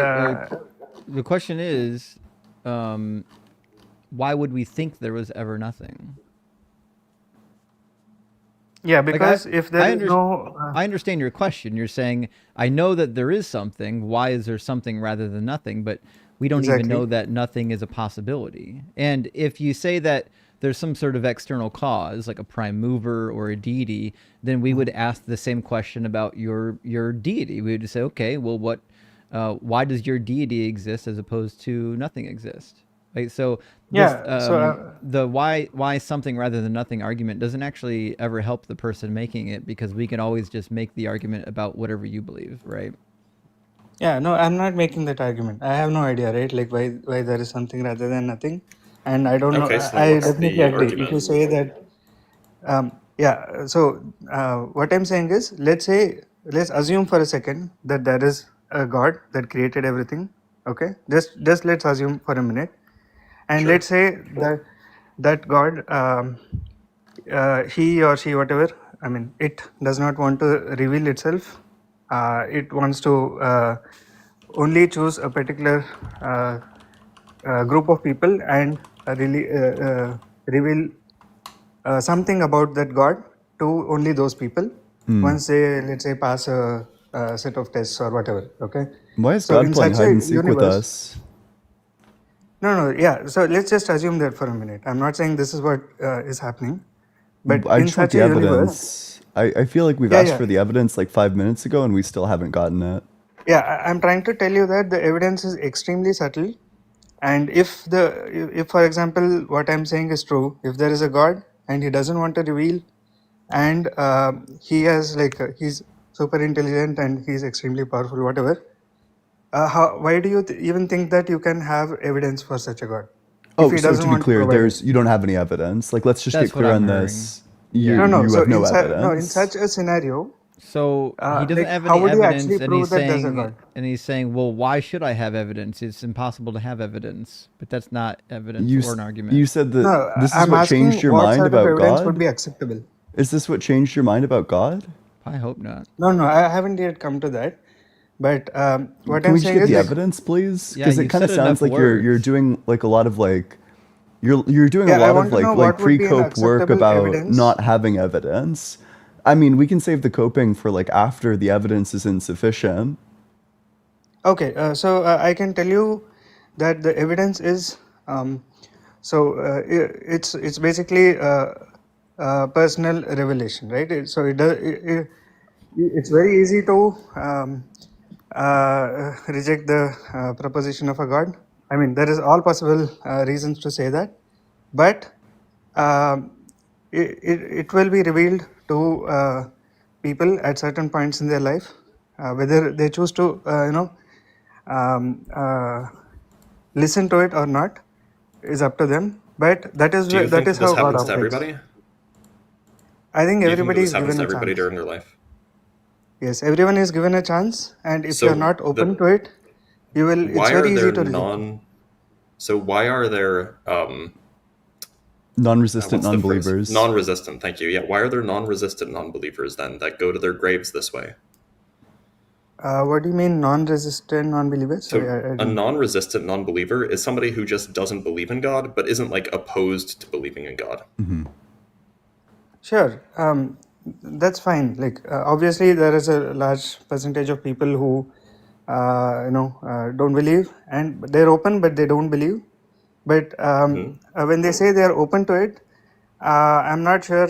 Like even I used to say that I believe in like if there is evidence, I'll change my mind. Right? It's very easy to say that, but I used to operate as though like I had decided that there is no God, and I mean Well, but look, you are a perfect example of somebody who you would qualify as a non-resistant non-believer. The evidence being you didn't resist becoming a believer. So what do you think makes you special and there aren't these people who exist out there in the world that are not actually like that? They're not actually non-resistant. Yeah, so No, I'm sorry, they this are is actually where non-resistant. um, so so this is where you have to start looking at the different stories in different religions. Um, everyone will get a chance. So God will reveal Himself in a very subtle way to people, and if you're kind of closed off, you will never even notice it, and you Okay, can go to the so grave are you without an knowing. example of So are you an example of someone that would be categorized as a non-resistant non-believer 5 years ago? Yes. Okay. Yeah. Were you actually a non-resistant non-believer? Meaning, did you resist or were you non-resistant? So initially, I was resisting. Like I was like, there's no evidence, and obviously there is no God, and all religions are false. I mean, Okay, literally, if you and take then any, yeah. But then over time, I realized that the stories in any religion, let's say Hinduism or Christianity, they are not supposed to be taken literally. I mean, so the look, way this is information is getting away from passed. the point. The point is that you weren't resistant, otherwise you would not be a believer now, right? Yeah, over time I became, I stopped having that resistance. Yes. Okay, do you think that you are alone in the world amongst atheists who actually doesn't have the resistance? Like, I guess, No, do you think no, that every atheist is just like intellectually dishonest? no, I'm not. But I think they have kind of made up their mind. So that would be intellectually Although they say they're dishonest. open to it, there's a mind they reader. are. Okay, yeah. No, So no, Not I'm your only not. argument is that, that you can read he's a minds. counterexample. He's No, a no, I'm not saying counterexample. that. Right? It's just my But you're a experience that. counterexample, Satya. Sorry, can you repeat that? Your claim is that these people who call themselves non-resistant non-believers aren't actually non-resistant. But if that were the case, then you wouldn't be a believer today. You were an example of a non-resistant non-believer. And so if you, unless you were the only non-resistant non-believer in the world, at least some of these people are actually non-resistant non-believers and will go to their grave that way. Mm-hmm. Okay. How would you explain the fact that like 94% of Thailand doesn't believe in a god? Are they just are they just like closed off to the possibility? I definitely believe that you can have a disbelief in a god. You need not believe in a god, and you can live a full life. And That's not the so that's question. not the thing. The question isn't like, can Sorry, you I live didn't a full understand life your as an question. atheist? The question is, do you think that the vast majority of Thailand, 94% of Thailand, that these people all have experiences with God, and then because they're like obtuse, they just don't change their mind about it? I'm sorry, I don't know the case about Thailand. So They're 94% of the 94% people. Buddhist. They don't believe in God. Okay. So, Dr. So what's Blitz, the you're question? oh, okay. Cool. But do you think that they're like, do you think that they all have an experience with God and then just like don't change their mind about it? I I mean, from my experience, Buddhists do think that there is something, something out there. It's not like a god. It's not like a person or an entity. But they think there is something that you need to live life in a certain way, and there is something that happens after you die. So they believe in something beyond just what you can see. But they don't believe in a God, notably. I mean, what is God, right? Like, if you say it's Just like like a an mind that entity, created the universe, the thing that you believe in. yeah, I think they do believe something like that, right? I don't know. Nope. I don't know what they Buddhism believe. makes no claims that God exists. Okay. In fact, I'm pretty sure there's like a dialogue with the Buddha where one of these fucking low IQ fucks tries to grill him on the creation of the universe, and his response was like, "Dude, who cares? God, who's such a rhetorical titan." But don't they believe about like an avatar with like special powers and all that stuff? They can believe all sorts of supernatural things. That doesn't mean they believe in a god. Sure, but I mean, I'm not sure what the point is about the Buddhists. I mean, look, the point is if you're saying that God reveals himself or itself to everybody, then it's awfully weird and awfully surprising that there's such a huge population of people in Southeast Asia who just don't have this belief. So either the God doesn't reveal itself to that population, or for some reason that population is like strangely resistant to this God's subtle powers. Yeah, so I don't think God reveals himself to everyone, but he gives an opportunity for everyone to find it out. Okay, maybe I'll clarify, right? I'm not saying that he reveals to everyone, but he gives an opportunity to everyone to go down a path where they might find. They can start with skepticism, but if they go down the path and keep an open mind, they might find something more than they might find some intelligence. So do you think that all of these like Buddhists are, do you think that they just aren't keeping an open mind, or do they not pursue the path? Yeah. Or are they not getting the opportunity? I think everyone gets the opportunity, but you can have a culture where because it is so subtle, you might have a mindset, and your people around you might have a mindset that makes you not look at that opportunity. Doesn't that feel like a little fucked to say that their culture just makes them like closed off from opportunity, or like closed-minded? I mean, I don't know specifics about Buddhism or whatever, right? But I can imagine a group of people, the way they live their life, the way they the way the culture exists, they might be closed off to looking at that evidence or opportunity. So I don't know about the specific case of Buddhism, but it's very clear to me that because people in a group kind of think alike, so they might all be closed off to some such pathways. So that doesn't surprise me. But what I'm trying to say is that it is extremely subtle, and if you want to say that there is no God, it's very easy to do that. But if you do keep an open mind and try to look at all the stories that exist, so these stories should not be taken literally. The stories in different religious texts, that's the mistake I used to make. They are definitely not literal. Just look at them the way the story you read, the way you experience a story is different from somebody else, and that's how it's supposed to be. But just don't ignore them or reject them offhand, saying that they're not literally doesn't make sense or something.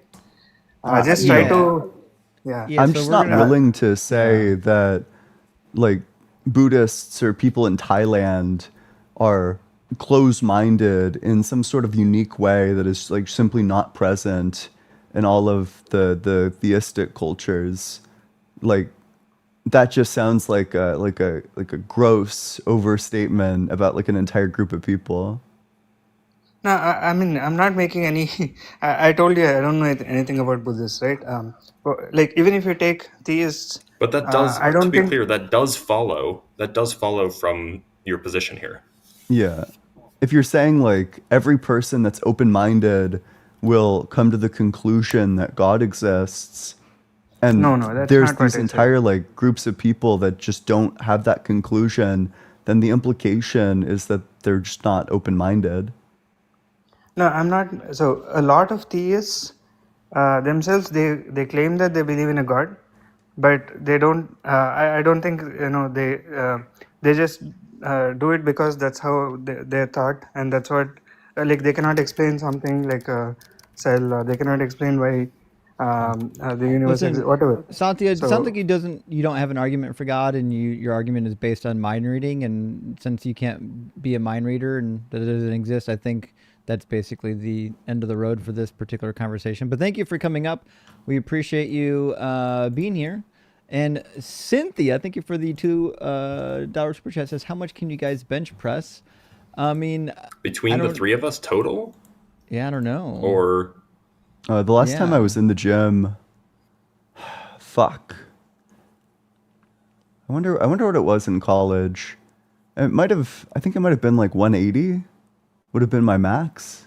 So not fantastic, but it's like I'm too old to really max out very often. I did 2 years ago at 275, but when I was in high school, I benched 3 1/4. I was a meathead. Yeah, I mean, I guys. can bench 550, like, you know. Yeah. Yeah. That's why my brain was underdeveloped, because I spent all my time banging people around playing football, and now I got concussed, and my brain only works halfway, and you guys know how it is. But yeah, I don't know. I don't know how the question's relevant, but I guess those are the answers. Steve says you can't be a boomer if you don't know who Laurel and Hardy are. I'm sorry, I have no idea who they are. Hail Justonian, first prophet of Doug. Well, thank you. I appreciate that. And you're right, cause lost. CTE, that's exactly what I've got. I got CTE. And Shay says the ability of theists to use so many words to say absolutely nothing should be studied. Agreed, Shay. I'll never understand why people think that using lots of words is going to make the explanation better. In fact, it typically makes it more difficult to follow, because people are listening to every word coming out of your mouth. Using the most concise explanation possible to get to the goal is always the best way to do it. And design, thank you for the super chat. Again, it says personal revelation devoid of cross-examination is biased anecdote, not weighted evidence. Couldn't agree more. Yeah. And personal, you got to remember, people who also have like psychotic breaks with reality, they have personal experiences too, right? And so the reality is, like, your brain might be experiencing something, but we have no way of determining whether or not that thing is reality or if it's your brain doing it until you have some sort of outside examination. So let's grab, we're going to try it for the last time to get Alex into the discussion. We'll see if they're able to connect this time. Welcome in, Alex. How are you? Alex, welcome. And you teacup. There you go. Pulling my teeth earlier. So. Yeah, sorry about that. So you're up now, Alex. Are you at least 18, and do you believe in God? I am. I'm 23, and I do believe in a God. But is it a specific first of all, God? I lean more towards Christianity, but like I believe in Jesus. However, like what to you guys? Yeah, somewhat. Okay. Just because like that's how I was raised. But I don't know what a somewhat Christian is. I think you either are or you aren't. But so, what would be your favorite evidence or argument for God existing? It would be like the laws of the universe, like math, science. Like it more explains, like the nature of God as opposed to like science doesn't actually explain anything. Like what to you guys can explain existence itself. Well, some things just have necessary existence in my view. Also, so for example, like numbers, mathematical objects would just exist by necessity. Also, I think that it's probably not necessary to explain existence itself in order to explain other things, right? True. We can explain that a pot of water boiled because you put a fire underneath it. That is a perfectly adequate explanation. Yeah, but like the existence of the fire itself and the pot, like there's no. Right. So that is a further explanation, but it's totally sufficient to say that you put the fire under the water boiled. That explains why the water boiled. That's a totally good explanation. Yeah, I mean, you can explain that like in a science way. Like, yes, the water boils because of the fire. However, you can't explain where the atoms of the pot came from. You can't explain the start that of the wasn't the thing in universe. question. The thing in question was why does the water in the pot boil? The question was not where did the atoms that make up the pot come from? Yeah. And you would have the same problem too. You can't explain where God came from, right? No, yeah. Obviously, there's that. Explaining why there's something rather than nothing isn't really a helpful argument for you.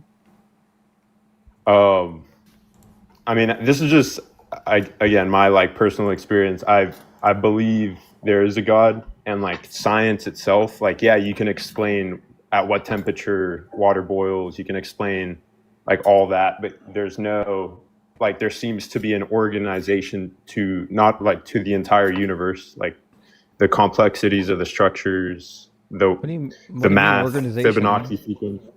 Fibonacci. Like Fibonacci. Yeah, like obviously I'm I didn't go to college or anything, but same time it's like there's math, yes, but there's nothing that obviously you can say that there need no be in explaining anything, like, or you can explain it. What about the Fibonacci sequence leads you to God? Are you trying to give me? I mean, it's just throughout like creation itself, like the whole thing. So, one thing that I find interesting with the Fibonacci sequence is like the classic examples of the Fibonacci sequence. Whenever I like look closely at them, the things that are meant to match the Fibonacci sequence just categorically don't. Like the spiral simply does not fit. Can you repeat that one more time? I'm sorry. Yeah, so people give like lots of examples of like the Fibonacci sequence, like all these spirals in nature. But when you actually put the Fibonacci sequence over it, like it simply doesn't fit. Like at multiple points, it's gonna cross over the spiral. It's gonna like uncross the spiral. I don't know. Like I haven't seen like a good example of a thing in nature that's like a perfect fit for the Fibonacci spiral. Okay, I mean, you can say that. I guess like from what I know, like in math, I mean, no, like I'm not a mathematician. I'm no scientist or anything, but I think science does a good job of explaining observations, obviously like cycles and whatnot. However, it's not like you keep asking why and you'll always arrive at the point that where we don't know anything. So like, what? You don't know that there is a God. Huh? Like we don't know anything like as opposed to like at the root of it. So like you can explain the water cycle, but you can't explain like the root of like where did the atoms come from? Is there an origin? But that's not involved in explaining the water cycle. Yeah, you can explain the water cycle. Like we know how the water cycle works. Yeah. Right, but you can ask like why does that happen? Like what's the driving force? Yeah, you can then ask deeper questions, but that's not pertinent to the actual explanation for the water cycle. Yeah. We still know how the water cycle works, even if we didn't know that atoms were real, which we do. But even if we didn't know that atoms are real, we could still explain the water cycle and still know how the water cycle works without even understanding what a hydrogen atom is. Yeah, like if you ask one question and you get an answer to that question, and then you ask like a follow-up question, that doesn't mean that the first question wasn't answered. I mean, sure, yeah, we know how the water cycle works, but like at the origin, like we don't know the origin of like what for example, like what drives the revolution of the planets, what drives all this. You can explain that mathematically. Nothing drives it. You can't explain it like. Yes, we can. You want the explanation? Like, truthfully. Like you can't you get what I'm saying? Like yes, there's no. We have explanations for all those things. Yeah, we have explanations. Okay, suppose for a moment that we don't know what the foundational explanation is for all of reality. How does that get you to a God? Well, I mean, like it points to like a design of the universe. It's like there was but where did that design come from? An intelligence. I don't know. That's where did the intelligence come from? Not afraid. I can't tell you that. Like I have no. So it seems like under the God worldview, you also don't have an explanation for physical reality. So That may be so. It seems like believing in God gets you no closer to an explanation. I mean, no, it doesn't. But and obviously there is the thing where people are explaining science. Like, and back in the day, they used to say certain things were God, even though they weren't. It was like definitely a science. Who? When? I mean, we don't got to get into that part. It's besides the point. But basically, it's like the origin of everything is like there's no. Just because you can't explain it doesn't mean there is no God. If that makes sense, because then you are explaining it by saying there's no God. Do you have evidence that the life-granting unicorn doesn't exist? Of course, I don't have evidence of that. But okay, so then the life-granting unicorn exists because you can't disprove it? No, I mean it's just not like we know. Like we've been beliefs on this. We've should be substantiated by evidence, not by whether or not somebody else has negative evidence against it, right? So saying like you can't disprove God, it will never be an argument for God existing. Which, by the way, we kind of can actually, but that's beside the point. I mean, like especially your God. If yeah, you think I mean, there's the Christian God is like somehow related to the God you believe in.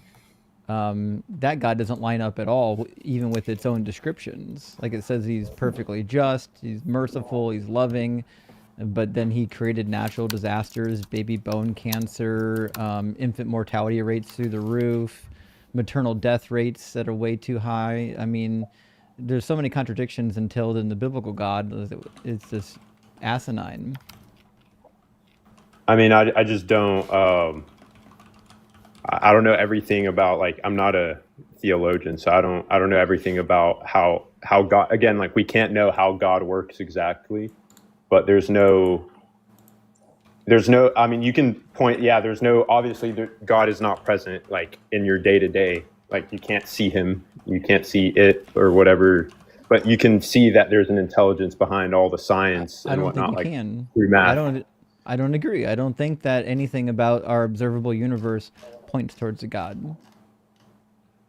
I mean, it's the fact that like life can be created from like from non-living matter. Yeah, all life is made from non-living matter. I don't see how that gets you to God. Right. What's the force that drives all that? Like, There's what no is force. Like the laws of usually physics? electromagnetism. Like, you could say okay, but like where you can explain it again if you do know the answer scientifically, like then explain it. However, you can keep asking why. The force is electromagnetism. You'll always arrive at you don't know, like, and we don't know. Obviously, that doesn't necessitate there need to be a God, but there seems to be. It sounds like you don't know anything. Then, if you want to drive every question all the way into hard solipsism, then you fall into the same trap. You fall into being a brain in a vat as well. Yeah, so, I'm just not sure how the Christian worldview solves this. Yeah, pushing atheists into solipsism will never be an argument for God existing, because then we would just push you into the same vat. So do you want to swim in the brain vat, or do you want to have actual questions and answers? I guess like I want to swim in the brain vat. Belief is obviously a very personal matter, so that's why like people will bring their own personal like experience in it. But Einstein himself, like there's many scientists throughout history, and even like philosophers, they what you're calling solipsism is like people just saying they don't know. Einstein believed what did in a Einstein God. himself say? I mean, he believed if there is a God, there's the one of Spinoza. Basically, that's what he believed. Spinoza's and what's God. your understanding of Spinoza's God? I mean, I've read the like sheet or whatever. It's the sheet or the whatever he wrote about, like he died. The ethics, Spinoza's ethics. Yeah, I've read where he lays out like I'm not. Again, I don't study these things, but Spinoza basically believed that if there is a God, there. Yeah, I did read it. I'm just not remembering it. But, okay. But yeah, do you remember like what the basic argument is? No, I don't. What can you remind me? So it kind of seems like you didn't actually read it or look into it. No, I mean I did read it. It's just like I'm not remembering it right now. Really, okay. I'm not. It's kind of strange. However, like, but you do understand like Spinoza's God is like diametrically opposed to yours. Yeah. I mean, it might be, but it's not. So I'm just saying there is a God. It might not necessarily be the Christian God or what people believe to be the Christian God or what their beliefs. Those are all humans trying to explain God, if that makes sense. Spinoza, Christianity, and then like all the other ones. What I'm getting at is like basically like all these scientists also believe there is a God too. And if like even them with their math scientists and whatnot, by and large don't agree with that statement. Especially the most elite scientists don't believe that. Mm-hmm. And even if 100% of them did, who cares? Like, why would that make it a true belief? Yeah. It just shows that like even like again, if Einstein, there's other scientists. It's not just Einstein. But Stephen Hawking was famously an atheist. Fred Hoyle, famously an atheist. Carl Sagan, pretty sure he was an atheist. That might be okay. Like that's I think true. Roger Penrose is also an atheist. However, that's not to say like that there isn't a God. You know, like that. That's just saying they just didn't believe. Yeah. So like, bring up the scientists then? Every time your talking point fails, you just say, "Well, that doesn't mean that there's not a God." The reality is, you haven't brought any evidence to suggest that there is a God. The default position is that something like a magical entity does not exist until there's evidence for its existence. It doesn't exist by default until somebody proves evidence against it. Like the tooth fairy does not exist by default until I disprove the tooth fairy. By the way, peace be upon her. And again, you haven't brought in actual evidence for your God. So it sounds like you don't have one, and that's fine if you don't. Just know that that's not an actual argument. But Alex, thanks for coming up. We're running up on our time limit at 2 o'clock. So I hate to cut the conversation short, but we do have a hard out at 2 p.m. So we got to go. But come back again next week. Alrighty, y'all are good. I'll try to, I guess, provide evidence, but I'm not. You know, I might fail at that because many have tried over thousands of years. So. That's fine. Just do your best. Alrighty, y'all have a good one. Cheers. Well, he's nice enough. Wait a minute, can I just read something? Mm-hmm. Somebody said, and I don't even know whose side they're on. Somebody in the comments says, because energy can't be created per second law. Who said the universe will end? That's not the second law. Why does everybody think the second law is whatever they think physics is true? According to the second law, something can't come from nothing. According to the second law, the gravitational attraction between two masses is proportional to the product of their masses. Are you sure about that, Dr. Blitz? It's the second law. I don't know. I'm having questions about your PhD now. All right, let me grab our last super chat. They're all friends. second laws. Yeah, go ahead. It is. Every time someone supposedly quotes thermodynamic laws, it's always the second. Monkey Bitness, thank you for the $10 super chat, says, why is a question of intent that presupposes an agent? The thought process is tuned towards theology, usually from birth. Does everything have an answer to the why question? Does anything not? Well, so presumably you could bottom out in like something that is like necessary being, and the implication is that if something is necessary, then there's like a successful ontological argument for its existence, even if you don't know what it is. But if you can provide like an ontological argument, just an argument that argues from like the properties of the thing that it must exist, then you could come to the conclusion that like a certain thing has like necessary existence. So people try to do this with God. They say, well, God, if he exists, he exists necessarily. It's possible that he exists. Therefore, God actually exists. If there's like a successful ontological argument for God, then like obviously God exists. But more than that, he's necessary, which means that him being unexplained is fine. In fact, it's like probably inherent. Yeah. Well, good question, Monkey Business, and thanks for the answer, Ian. Friends, it's 2:02. Thank you so much for hanging out with us today. We'll be back again next Sunday. We're going to do it all over again. We really appreciate all the likes, shares, supports, members, and supers. So thank you so much for that, friends. It makes the channel possible. And we'll see you again. I'm going live. Oh, shit. Guys, okay. Go to Ian's live stream right after this. Yeah. And then after after you're done with Ian's, I'll be live later tonight on the line with Matt, or sometime today. I don't know, 3 p.m. And we're going for a couple hours. You know how it is. But thanks for being here. And Blitz, when are you going live next? Next Monday. Next Monday. Actually, okay. No. Next Sunday. I'm sorry. I'll be here next Sunday for the Unapologetic show. Okay. Sounds good. But I am going to post a video in like 10 minutes. So go watch that.